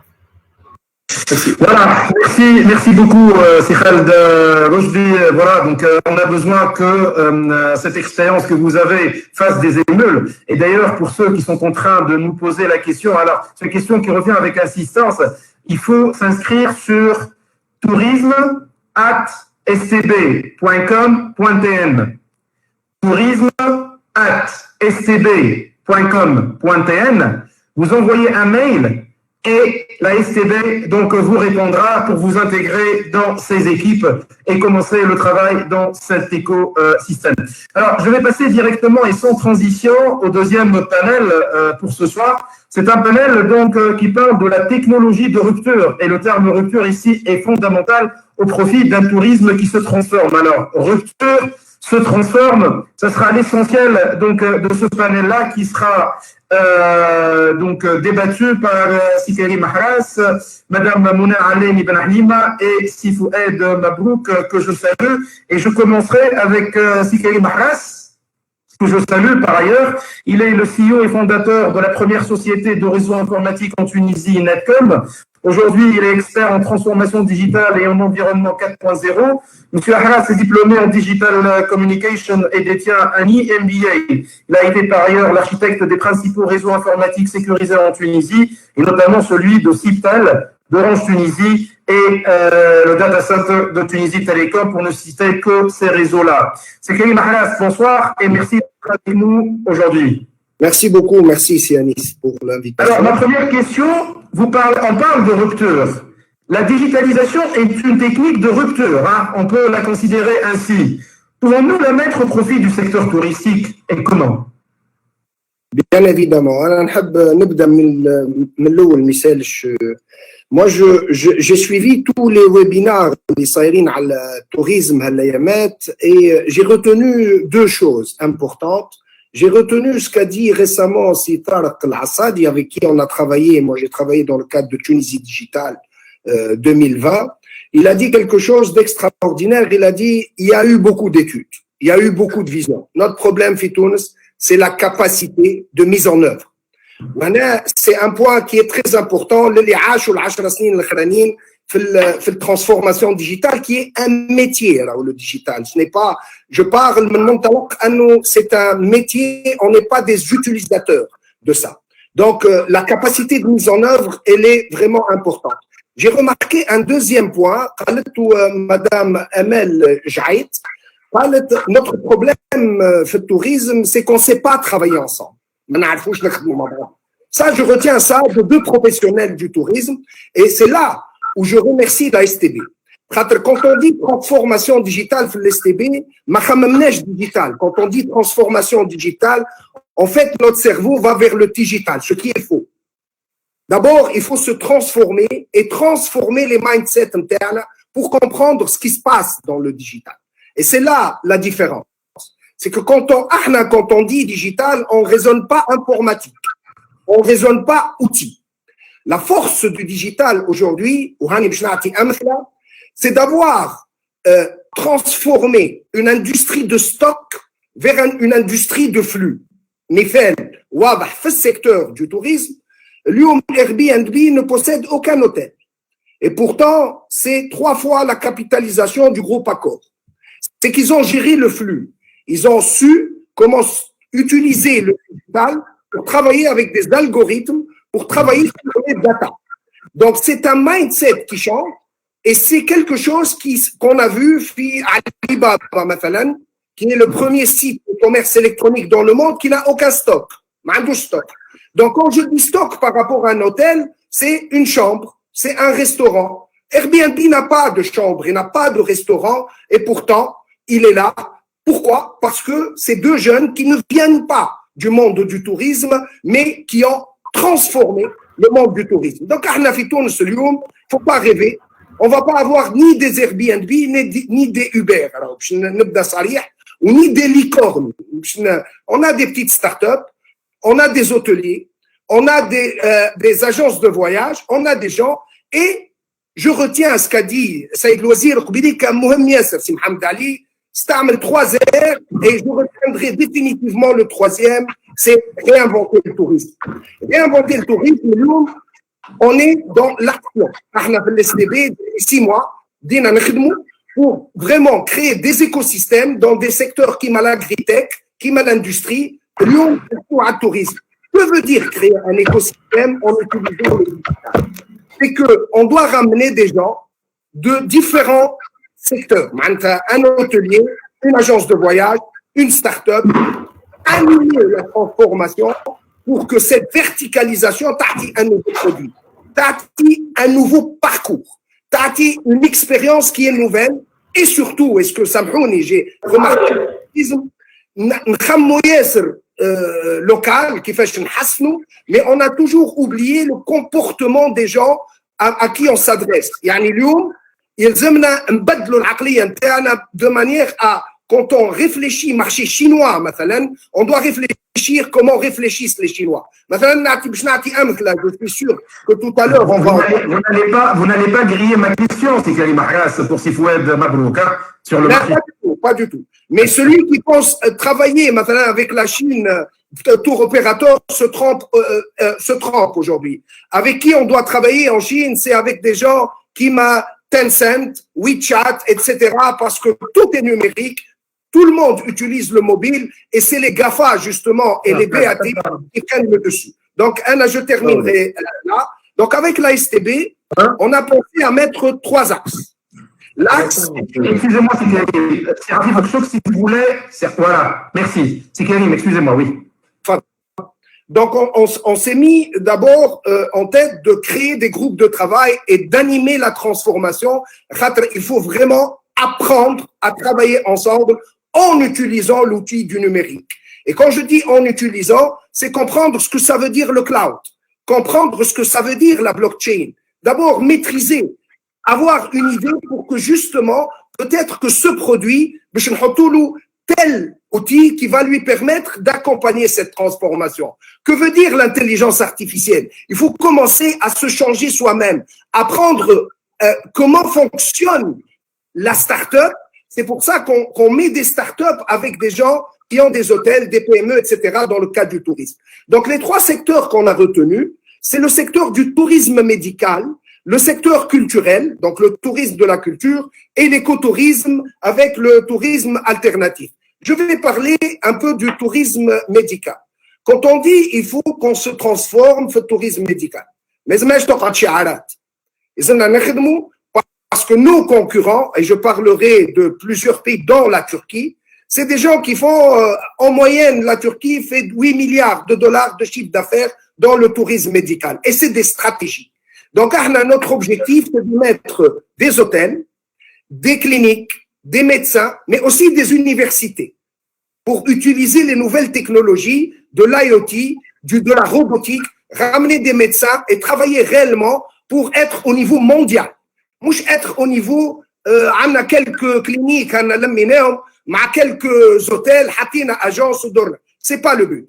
Quand on ramène pour travailler exactement avec les médecins, faire des opérations en temps réel, une vraie destination. Maintenant, le groupe de travail on va travailler sur le tourisme de la santé. Le tourisme culturel va aussi rassembler des gens, des hôteliers, des agences de voyage, mais aussi des guides, des gens qui ont des historiens, des gens qui ont du contenu, sachant que maintenant, la différence, et là je m'adresse sûrement à des gens du tourisme, ils savent très bien, on va pas parler des différentes strates de la période punique, la période romaine, la période, on a une histoire très riche, on a un trésor. Ce que je veux dire dans le digital, c'est qu'avec la réalité augmentée et avec la virtual reality, on peut remonter le temps. On peut travailler et faire vivre une expérience aux gens quand ils viennent en Tunisie, ils revivent l'époque exacte de Carthage, de Rome, etc. Voilà les nouveaux produits et voilà la réinvention du tourisme sur laquelle on veut travailler. Donc, un peu les thèmes des de l'écosystème qu'on souhaite mettre en place. Et c'est pour ça que j'ai dit que réinventer le tourisme avec le digital, c'est vraiment mettre les startups au corps du système, réfléchir ensemble, réfléchir. C'est là où petit à petit, quand on fait des réunions, quand on réfléchit avec un mode agile, il y a des produits qui vont sortir de ce groupe de travail parce qu'on met en avant l'intelligence collective. Voilà l'objectif du travail qu'on souhaite faire d'ici septembre. Donc, les 3 axes, je les ai cités. Tous ceux qui veulent participer maintenant peuvent s'inscrire dans l'email que vous avez cité, c'est Anis. Et derrière, il y aura sûrement des ateliers Yani, on va expliquer cette culture digitale qui n'est pas le web, qui n'est pas le module. C'est justement comment les mindsets vont se transformer pour commencer à réfléchir comment réfléchit un Airbnb, comment réfléchit Uber, comment vont réfléchir les plateformes de la blockchain demain pour qu'on puisse mettre en place des infrastructures qui regardent 2030 et qui ne regardent pas les années 90. Voilà globalement ce que la mission qu'on aura à mettre en place d'ici le mois de septembre, Inch'Allah. Je crois que je suis dans mon temps, Sianis. Tout à fait, tout à fait. Je remercie pour la pertinence des propos et également pour avoir respecté le temps. C'est Karim. Je rappelle juste que vous êtes l'accompagnateur IT de cette réforme monumentale donc que la SCB est en train de faire et vous êtes donc une personne ressource dans cette manœuvre-là. Donc on vous retrouvera certainement lorsqu'on aura l'occasion donc d'incorporer cet écosystème-là via donc tourisme@scb.com.tn. Alors tout à l'heure vous avez parlé du marché chinois. C'est un marché qui fait 50 millions de consommateurs, oui, donc de voyageurs, de touristes. 50 millions, c'est énorme. Hein. Donc nous, lorsqu'on a fait 9 millions, on a été un peu subjugués par donc ce chiffre-là. 50 millions annuellement, c'est ce que les Chinois sont en train de drainer en termes de flux touristiques. Qu'est-ce que la Tunisie pourrait éventuellement gagner et comment? Parce que le marché chinois est un marché qui est différent, c'est un marché qui est digital, c'est un marché qui est connecté et ce n'est pas à travers donc une représentation structurée, je dirais organique, avec de la promotion qu'on essaiera d'attraper ce marché-là. Et c'est justement l'intervention de Sifouet Mabrouk, qui est titulaire d'un diplôme en ingénierie de l'université de Tsinghua en Chine, diplômé également en marketing de l'université de Cornell aux États-Unis. M. Mabrouk cumule 35 ans d'expérience sur le marché chinois puisqu'il a occupé des postes de high management dans plusieurs palaces de Chine, le Fairmont Swiss Hotel, le Mozambique, le Pont Hyatt de Pékin et de Shanghai, dans lesquels il a été le directeur général. Il était également vice-président Operation donc chez Accor Hotel, toujours en Chine. Actuellement, il est le directeur exécutif du groupe Jussur. Sifouet Mabrouk, bonsoir et merci d'être avec nous. Alors, je vais vous demander de cliquer 2 fois sur l'icône qui est verte là pour pouvoir activer votre micro. Sifouet, est-ce que vous nous entendez? Vous m'entendez? Tout à fait, tout à fait. Bonsoir. Alors,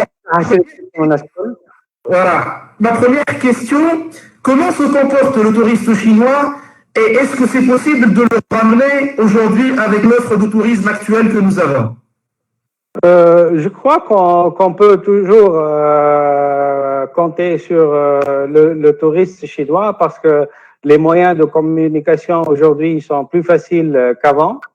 Avec l'écosystème digital existant en Chine et surtout en Chine, ce qui existe aujourd'hui, c'est 2 ou 3 plateformes qui dominent tout le marché que la plupart de la population chinoise, à peu près 1,4 milliard, utilise ces 2 à 3 plateformes qui dominent tout le marché. Si on puisse avoir une collaboration avec ces 3 plateformes, on peut atteindre le maximum de clients chinois. Ce qu'il nous faut ici à préparer en Tunisie, c'est que qu'est-ce qu'on offre pour le client chinois. On sait que le client chinois, c'est un client curieux qui s'intéresse beaucoup à l'histoire, et il s'intéresse beaucoup à la culture, et il s'intéresse beaucoup aux traditions et des peuples et des différentes civilisations. Alors pour nous, il faut vraiment préparer un plan de communication avant pour bien préparer le touriste chinois à en savoir plus et créer un élément de curiosité dans sa tête pour qu'il puisse penser toujours si un jour il va voyager en dehors des secteurs ou des routes traditionnelles que le marché chinois visite, de bien penser à la Tunisie. Pour nous, pour le moment, on n'a pas beaucoup de communication avec le client chinois. On voit pas beaucoup d'articles ou d'histoires ou de visibilité sur l'offre tunisienne en Chine. L'offre tunisienne en Chine, elle vient sur un circuit, soit avec le Maroc, soit avec l'Égypte, soit avec l'Europe, mais pas indépendamment ciblée directement pour la Tunisie. Alors, je crois qu'on doit créer une offre et bien promouvoir le produit tunisien. On a beaucoup d'atouts, puisque le client chinois, il est très curieux. Il veut explorer des nouvelles destinations. Il veut savoir plus sur les différentes civilisations. On a la culture culinaire, on a une histoire et un patrimoine très riche en Tunisie. Si on peut créer des stories sur ce qu'on a à offrir en Tunisie, on peut créer cette curiosité dans la mentalité du tourisme chinois. Et après, le second programme, c'est que d'essayer de se connecter à ces plateformes en matière de connectivité, surtout sur les distribution channels, en ce qui concerne la facilité de réserver les clients indépendants. Parce que en Chine, il n'y a pas beaucoup de tour opérateurs. C'est pas comme le client européen qui vient en masse, en all inclusive. Le client chinois est plus ou moins indépendant aujourd'hui. Il voit une image, une histoire, un movie sur une destination. Et voilà, et je vais essayer cette destination-là. Il parle à un ou deux amis, peut-être pas avec la famille, et il décide de partir. Et c'est comme ça que les voyages se font. Il va voir et chercher l'hôtel, il va chercher les bonnes connexions de billets d'avion, et surtout les sites où il y a des reviews sur les hôtels et la destination. Et l'importance des customer reviews est très important pour les Chinois. Et je crois pour la Tunisie, on a une bonne chance. Si on vise sur ces deux créneaux-là, créer des histoires et créer de l'information sur la destination Tunisie qui sera intéressée pour les clients chinois. Et la seconde, c'est de personnaliser la façon comment on peut réserver la destination tunisienne au niveau des billets d'avion, le transport. On n'a pas de vol direct, malheureusement. Tous les vols doivent venir, la plupart, ils viennent en Tunisie à partir de l'Europe. Et après, le circuit à l'intérieur de la Tunisie, on a vu qu'il y a un grand intérêt pour le patrimoine tunisien et un grand intérêt pour le désert. Le client chinois n'est pas un client balnéaire. Oui. Merci beaucoup, Sifoued Mabrouk, pour votre intervention. Je vous garde éventuellement pour répondre à certaines questions qui sont en train d'arriver, donc au fur et à mesure que les panélistes. Alors, à présent, je sollicite l'intervention de Madame Mouneh Aleni Benahlim. Excusez-moi de vous avoir fait patienter un peu, hein, donc mais je me suis dit, je vais garder un peu le meilleur pour la fin. Et le meilleur, c'est toujours une dame. Eh bien, ça me convient parfaitement. Et puis surtout, d'avoir écouté toutes les interventions alimente encore plus le contenu de ce que j'allais dire. D'abord, je remercie la STB pour la confiance et pour avoir consacré le premier webinaire justement au tourisme. Je tiens à quand même relever que c'est très agréable d'avoir un directeur général de banque qui s'intéresse à la culture et qui valorise la destination Tunisie et qui donne envie aux touristes de venir en Tunisie. Donc, c'est très agréable. Merci, Sida Baby. Je voudrais quand même enchaîner sur la Chine. même si j'allais pas en parler, mais je vais l'insérer par rapport à ce que je voulais dire. Lyoum, le webinaire s'appelle Tourisme en transformation. Moi, je tiens à dire qu'en fait, c'est en transformation de business model, carrément. Depuis quelques années, on voit que ailleurs dans le monde, ça a changé. Et en Tunisie, malheureusement, on est encore à la traîne pour rentrer de plein pied dans ce tourisme du 21e siècle. On est à la traîne parce qu'on est très en retard sur la digitalisation du pays de manière générale et du secteur touristique en particulier. Et on n'a pas été encouragé non plus à rentrer dans cette digitalisation parce que artificiellement, le pays a maintenu l'ancien business model en vie en empêchant l'open sky. Ce qui fait que le modèle package tour operator all inclusive, une semaine sur une plage ou dans un hôtel bunkérisé sans que le client ne visite le pays et n'apprenne rien sur la culture du pays, ce modèle était plus ou moins valable dans les années 80-90 jusqu'au début de 2000. Et nous, en Tunisie, on a continué à le maintenir plus ou moins artificiellement en vie en empêchant les compagnies low cost d'arriver. Et donc, on s'est privé d'une très grande partie de la population mondiale qui refuse aujourd'hui de voyager avec les tours opérateurs, qui n'a pas envie d'être entassé dans un charter à 4 heures du matin, puis dans un bus qui vont faire le tour de tous les hôtels et passer 3 heures à faire le transfert entre l'aéroport pour arriver enfin à destination et être un peu dans le modèle du tourisme de masse. Lyoum, la meilleure preuve que le modèle tour opérateur est condamné, sincèrement est condamné dans le monde, c'est la retentissante faillite de Thomas Cook. Lyoum, en Tunisie, si beaucoup d'hôteliers continuent à ne pas avoir de site web, c'est parce qu'ils ont pris l'habitude, et ça leur convenait jusqu'à maintenant, de signer 3-4 contrats par an, d'être assurés d'avoir 50-60% de remplissage annuel avec ces 3 contrats. Et donc, ils n'ont pas fait l'effort d'aller chercher un client qui, lui, aura une meilleure valeur ajoutée. Parce que forcément, ce client final que l'hôtelier va capter en direct, donc passer du B2B vers du B2C, automatiquement, la marge qu'avait le tour opérateur et les différents intermédiaires va aller directement à l'hôtel en le captant directement. Donc, Lyoum, le Théo, finalement, son segment a diminué et se limite soit aux personnes âgées qui sont réfractaires aux nouvelles technologies de l'information, et donc ce segment va petit à petit se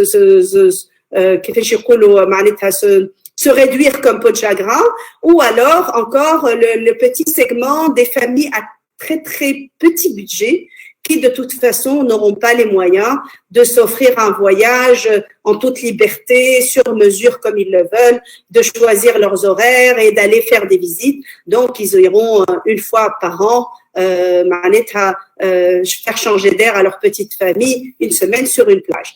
Donc, toutes les autres catégories de clients refusent de rentrer dans ce modèle tour opérateur et veulent avoir la liberté de tapoter sur leur clavier le soir sur leur fauteuil et de choisir la destination et non pas l'hôtel, parce que l'hôtel finalement n'a absolument pas d'importance par rapport à l'attrait qu'a la destination. Là où le client, il vient pas pour un hôtel, il vient pour visiter un pays, d'où l'indispensable capacité du pays à lui donner envie de venir. Si l'autre fille a parlé de notre culture, Karim Mahrez a abordé le volet les différentes civilisations qui sont passées par la Tunisie et ce patrimoine énorme qu'on a, ailleurs, nous on l'a. On a une culture extraordinaire et des attraits pour faire venir ces clients à forte valeur ajoutée, mais on ne sait pas, on est incapable de valoriser notre pays à l'échelle internationale avec une communication en bonne et due forme et avec, je ne vais pas tout mettre sur le dos de l'institutionnel, avec aussi des acteurs privés qui doivent commencer à voler de leurs propres ailes et aller capter ce client. Donc, Lyoum, moi, je considère que la digitalisation, elle est vitale. Franchement, si, en plus, avec cette crise du Covid, c'est encore plus ça va être encore plus précipité le fait que le client voudra plus venir avec des charters et de tour opérateurs. Donc, Lyoum, il est indispensable. Si on n'épouse pas ce tournant du digital, eh ben, on disparaît, malheureusement. Donc, il nous faut une présence, hôtelier et tous les opérateurs du tourisme, renforcés sur le web, les réseaux sociaux, le référencement, TripAdvisor. Lyoum, le deuxième site consulté pour voyager, c'est devenu Google, ce n'est plus ni Expedia, ni Booking. Et il y a très peu d'hôtels, Lyoum, qui ont des pages Google qu'ils gèrent. On doit bousculer un petit peu cette, je ne vais pas dire la léthargie, mais cette ancienne facilité que les opérateurs avaient, اللي تجيهم حاجة سهلة بين يديهم جيبها لهم un intermédiaire. اليوم كيف ندخلوا على des destinations كيما Get Your Guide ou la Viator, on trouve très peu de présence de la Tunisie. Alors que normalement le touriste, il va écrire visiter Tunis, visiter Djerba, visiter Monastir. Mais je trouve normalement Get Your Guide, je crois اشري les billets pour le musée du Bardo, هاو واش تنجم تلقى، هاو l'agent de voyage اللي مرتي ورا Get Your Guide باش يجيك البابوتي لك باش يهزك avec le guide et il vous fait visiter la Médina de Tunis, etc. On est très peu présents et on doit veiller, nous, opérateurs privés, à être encore plus présents ici. Juste une parenthèse sur la Chine. On a fait un roadshow avec Leading Hotels il y a quelque temps en Chine et dans la présentation, on nous a dit que en 2018, donc l'année dernière, 2018, c'est ça, il y a eu 140 millions de Chinois qui ont voyagé à travers le monde. Et ce nombre était en croissance exponentielle et il prévoyait, 2022, donc je ne sais pas si le Covid va compromettre ces chiffres, probablement, mais 2022, c'est vraiment demain, ce nombre allait monter à 400 millions. Imaginez 400 millions de Chinois qui voyagent à travers le monde et avec quel Tunis capte 1% de ce marché. Et 1%, c'est un peu le poids du tourisme tunisien dans le tourisme mondial. Donc, c'est pas impossible à capter. Ça fait quand même 4 millions de visiteurs. Et comme a dit ici Mabrouk, ces visiteurs ne vont pas venir dans les hôtels sur la plage, ne vont probablement pas venir au mois d'août. Ça va permettre la diversification et de casser la saisonnalité de notre pays, du secteur dans notre pays, et de casser aussi de faire de la discrimination positive envers les régions que souhaitent visiter ces touristes chinois, qui voudront aller à Doga, qui voudront visiter le site de Speitla, qui voudront aller dans le désert. Donc, le développement régional de l'Issar Ta'ali Thaoura en 2011, on va pas tout le résoudre en entier, mais on contribuait à le résoudre rien qu'en captant 1% du volume de touristes chinois à travers le monde. Donc, on doit se bouger. Moi, j'ai appris qu'on n'a rien à attendre de l'État. C'est à nous de nous bouger et le digital nous permet de bouger au moindre frais en étant présent sur les plateformes, en étant dans une communication beaucoup plus dynamique et agressive vers ces marchés-là. Je suis heureuse de rencontrer Foued Mabrouk, spécialiste de la Chine, et qui va, j'espère, à travers la STB, peut-être donner, indiquer un peu le chemin aux opérateurs touristiques par rapport à ce marché. Je finis, Samahni Enis, parce que je sais qu'il y a beaucoup de startups qui nous écoutent. Donc, je voudrais être très concrète et je vais lancer des idées que les hôteliers, dont les hôteliers ont besoin, parfois même sans s'en rendre compte. Je voudrais casser l'image que recourir aux services informatiques, pour utiliser l'ancien langage, Hajavalia. Avec les startups, on peut énormément avancer sans que ce soit très coûteux et grandir ensemble en même temps que la start-up. C'est ça l'avantage.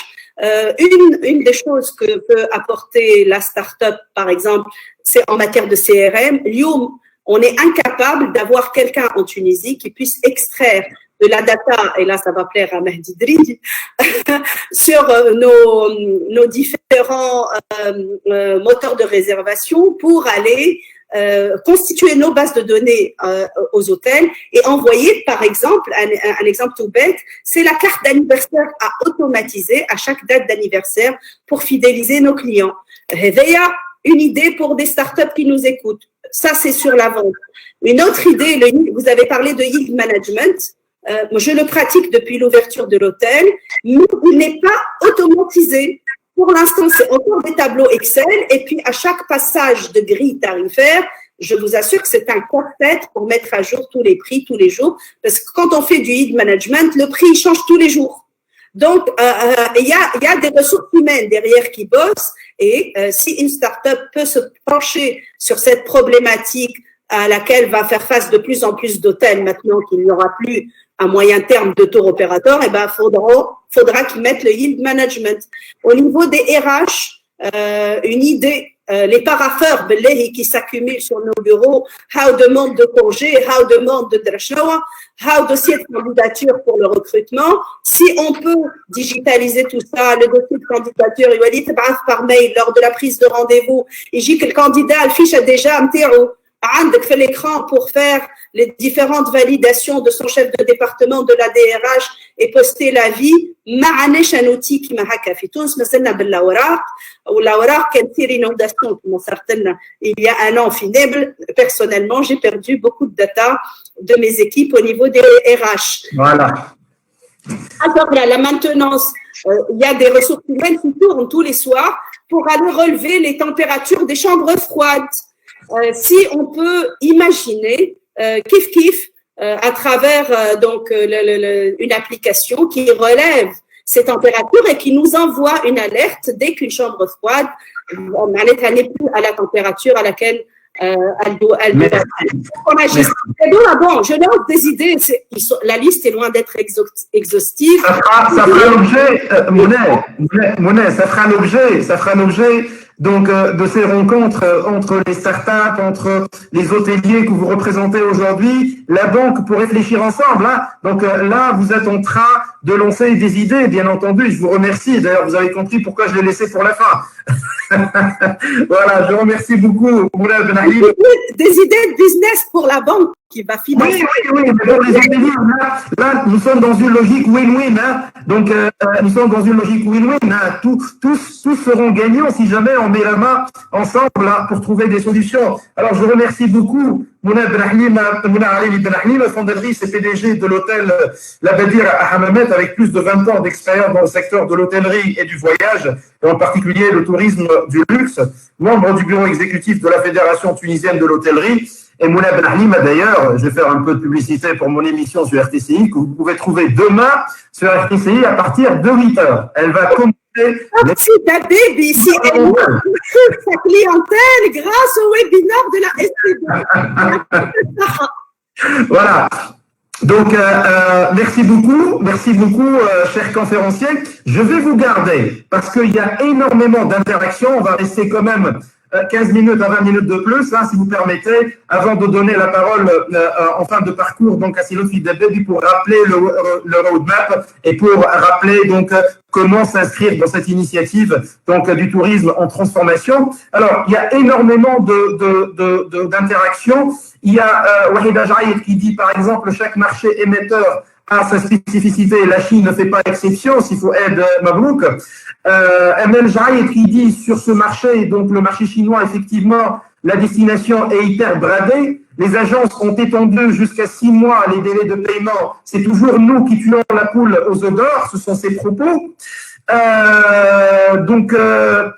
un vif choc. Je voudrais l'interpeller sur cette question posée par Mohamed Wajdi Najjar. C'est Mohamed Wajdi Najjar. Il dit, pouvez-vous analyser la situation antérieure d'avant Corona de la concurrence sur le secteur touristique et comment va-t-elle devenir plus efficace après Corona? En toute transparence, s'il vous plaît, Serafif. Est-ce que vous pouvez activer votre micro? Alors, avant le Corona, je dirais qu'on a fait une excellente année 2019, une année de record. 2020, on était parti pour réaliser pratiquement 10,5 millions de touristes, n'est-ce pas? Et puis, l'après-Covid-19, c'est une catastrophe. C'est vrai que sur le plan sanitaire, nous en tirons bien, mais sur le plan touristique, nous prenons beaucoup de retard au niveau de la communication. Nous avons besoin d'une communication de crise, n'est-ce pas, très réactive, pratiquement quotidienne. Également, nous avons pris du retard au niveau des décisions. Et là, je voudrais dire à Monsieur le ministre, c'est vrai que vous avez pris des mesures, mais maintenant, faut-il encore les mettre à exécution? Dans quel délai? Et comment? Et en plus, je dirais à peu près, c'est trop peu et trop tard, parce que 500 millions de dinars pour un secteur où il y a déjà, ne serait-ce qu'au niveau des hôtels, 868 hôtels, dans 500 touristiques, 1 million de dinars par hôtel, c'est très peu, n'est-ce pas, pour la situation où il se trouve. Donc, pour l'avenir, c'est vrai que je suis optimiste parce qu'après tout, il reste encore 7 mois dans l'année. La situation évolue de jour en jour. La France aujourd'hui a pris une position, mais demain elle peut la changer. Au niveau du marché russe, marché algérien, les situations évoluent rapidement et j'espère favorablement. Donc moi, pour 2020, je dirais que si on arrive au point zéro, c'est-à-dire à équilibrer notre compte d'exploitation, ça serait une belle performance, c'est-à-dire qu'on ne perd pas d'argent au niveau du RBE. C'est déjà pas mal. La situation est vraiment difficile parce que il faudrait faire beaucoup de choses, pas seulement au niveau de la commercialisation et de la communication, mais également au niveau des ressources humaines, au niveau de tout ce qui est achat, de tout ce qui est charges pour les comprimer, parce qu'en fait, si on veut gagner de l'argent, c'est au niveau des charges. On sait pertinemment que les hôteliers, les tour opérateurs nous attendent au tournant. Ils demandent des reports, des paiements, etc. Donc, c'est vrai que la situation est difficile et qu'on prend du retard, n'est-ce pas, dans le développement de la situation. Voilà, merci, c'est Aviv Kchok. Alors, si Karim Ahlas, il y a des commentaires qui reviennent très intéressants. Hein. Il y a Sifouet Shrag qui dit il y a beaucoup de moyens qui permettent de promouvoir davantage la destination Tunisie, de limiter la dépendance vis-à-vis des tours opérateurs et d'offrir une meilleure expérience client. Il faut sortir des sentiers battus et faire appel aux jeunes plus familiarisés avec ces nouvelles techniques de growth hacking et marketing digital. Donc, il y a Simel Ketra également qui considère qu'on ne peut pas parler de digitalisation sans réforme précise dans le secteur du tourisme. Il est temps d'arrêter avec le tourisme de masse et s'orienter vers le tourisme médical, surtout attaquer le marché africain, donner plus d'importance et des avantages pour nos TRE, commission de dépôt en devises, les déclarations douanières et ainsi de suite. Ensuite, il y a donc pour Sikaï Mahalas également qui a parlé de tourisme médical. Il faut profiter de la réussite de la gestion, et c'est Raïs Nejli qui parle de ça, donc il faut profiter de la réussite de la gestion de la crise sanitaire pour renforcer le branding de Safe Tunisia et offrir un tourisme écologique sain. Sinon, il y a beaucoup de questions qui reviennent par rapport aux commentaires des soi-disant mesures, c'est Adonis Chandoul qui dit soi-disant mesures du gouvernement pour sauver le secteur. Quel rôle a joué par les banques, donc notamment la SCB, peut-être Slofi Dabedi pourrait très brièvement nous répondre sur cette question-là. Ce sont pratiquement les principales questions donc qui reviennent et je voudrais donc que si Lotfi clôture donc ce webinaire et annonce le roadmap, comment est-ce que ceux qui sont intéressés par rejoindre cette aventure puissent le faire. Merci beaucoup tout d'abord pour tous les intervenants, tous les participants qui ont participé, qui ont voulu quand même échanger avec nous et apporter leurs idées à ce webinaire. Nous voulons, comme je l'ai dit au départ, donc réunir tous ces intervenants autour d'un même objectif, à savoir, qui m'a dit Madame Mouner, donc la destination Tunisie, promouvoir la destination Tunisie. Donc, l'objectif ultime, c'est le souci du tourisme tunisien, donc le souci de faire au mieux, d'assurer une meilleure visibilité à notre pays à travers le monde. Et ça se fait à travers les réseaux sociaux, à travers tous les moyens de communication donc, digitaux.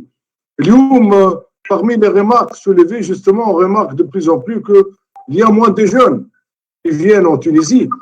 Et là, je les remarque de plus en plus. Chaque fois que je vais dans des hôtels pendant la saison estivale, je remarque l'absence des jeunes. Et là, une grande question qui se pose, donc, allez chez nous, on ne segmente pas nos produits. Nos produits doivent être segmentés à la fois par catégorie, par pays d'origine, par type de secteur, donc plutôt catégorie de tourisme. Et puis, il faut voir aussi les attentes. Il faut se mettre dans la peau des jeunes. Qu'est-ce qu'ils attendent de nous quand ils viennent en Tunisie?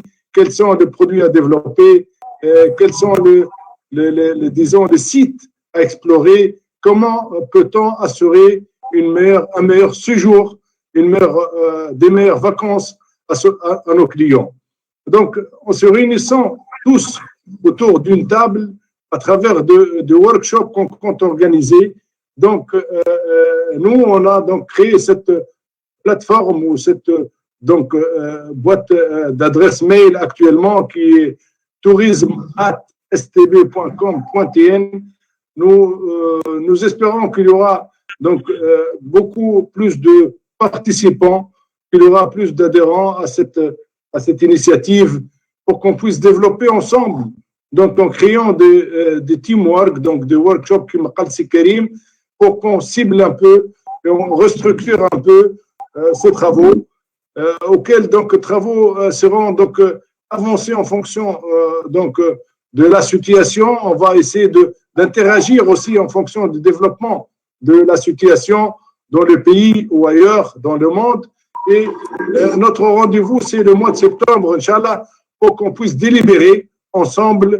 Inch'Allah, ça va être soit à travers un webinaire, ou bien, pourquoi pas, être une conférence plénière où on aura invité donc, nos invités et il y aura plus de présence pour échanger ensemble. Ce n'est qu'une première, je dirais.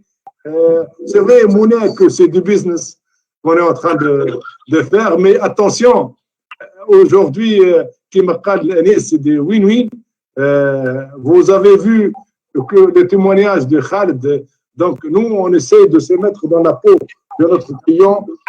Notre souci majeur, tout d'abord, de faire profiter à nos clients donc la création de valeur, le développement de son business, mais aussi on serait finalement gagnant. Donc, à travers le gain de nos clients, à travers le développement de son chiffre d'affaires, la résultante, c'est la banque. Et c'est pour cette raison que je dirais que la banque ne fait que jouer son rôle de plaque tournante dans tout ce nouveau business model qu'on est en train de créer. Parce que j'aimerais pas plus parler de la banque comme bailleur de fonds. C'est révolu cette définition. C'est la banque citoyenne, la banque responsable qui est au cœur de la vie à la fois économique et sociale. Elle doit donc jouer pleinement son rôle et essayer de créer des think tanks, de task force pour essayer de développer et améliorer la façon de faire. Donc, quand je dis vous faites du business, ça n'avait aucune connotation négative, au contraire, vous mettez en rapport des startups avec des hôtels et des entreprises dans le tourisme qui en ont besoin. C'est du gagnant-gagnant et merci justement pour cette mise en relation. Merci à vous, Mounia, et bienvenue à tout moment. La SCBE est à votre écoute. On est tout le temps ouvert à vos propositions. J'ajouterais que le meilleur cadeau pour une start-up, c'est un client, c'est pas de l'argent.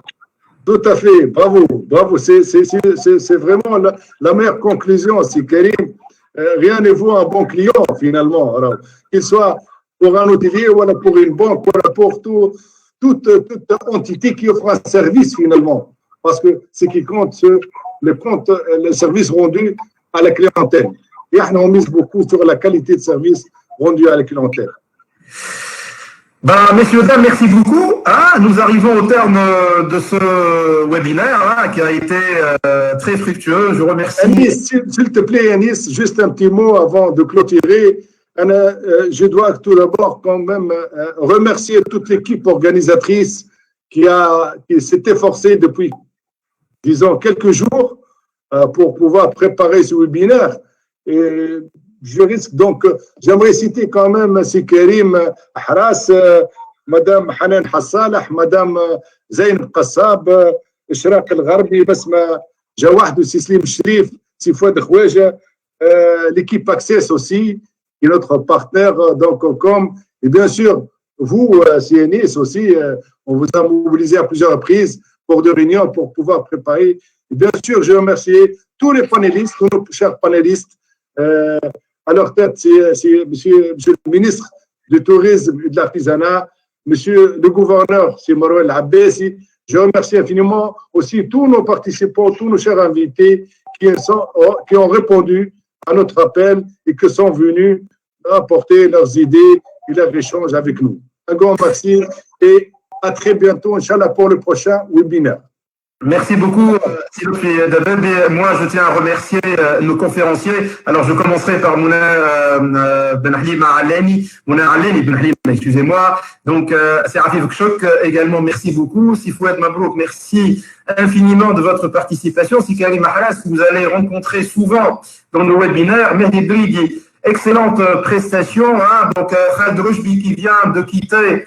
Je vous remercie beaucoup pour la qualité de vos interventions. Bien sûr, Sylvie Dabedi également, pour d'abord l'état d'esprit de créer ces écosystèmes-là. On en a tellement besoin d'initiatives pareilles et j'espère que ces initiatives-là fassent des émules et surtout que les gens s'inscrivent. Je voudrais vous remercier également tous ceux qui nous suivaient depuis tout à l'heure. Ça fait 2 heures que nous sommes donc connectés avec vous. Je rappelle que ce webinaire est enregistré sur la chaîne YouTube de la STB. Donc, si vous voulez regarder ce webinaire, si vous l'avez raté, entrez sur YouTube, mettez la chaîne STB et vous allez retrouver cet enregistrement en intégralité, dans son intégralité. Il me reste que de vous saluer et d'espérer vous rencontrer virtuellement ou en présentiel très bientôt. Au revoir, bonne soirée. Au revoir. Bonsoir tout le monde. Au revoir. Merci. Merci beaucoup. Au revoir. Merci, au revoir. Merci à tous, bonne soirée.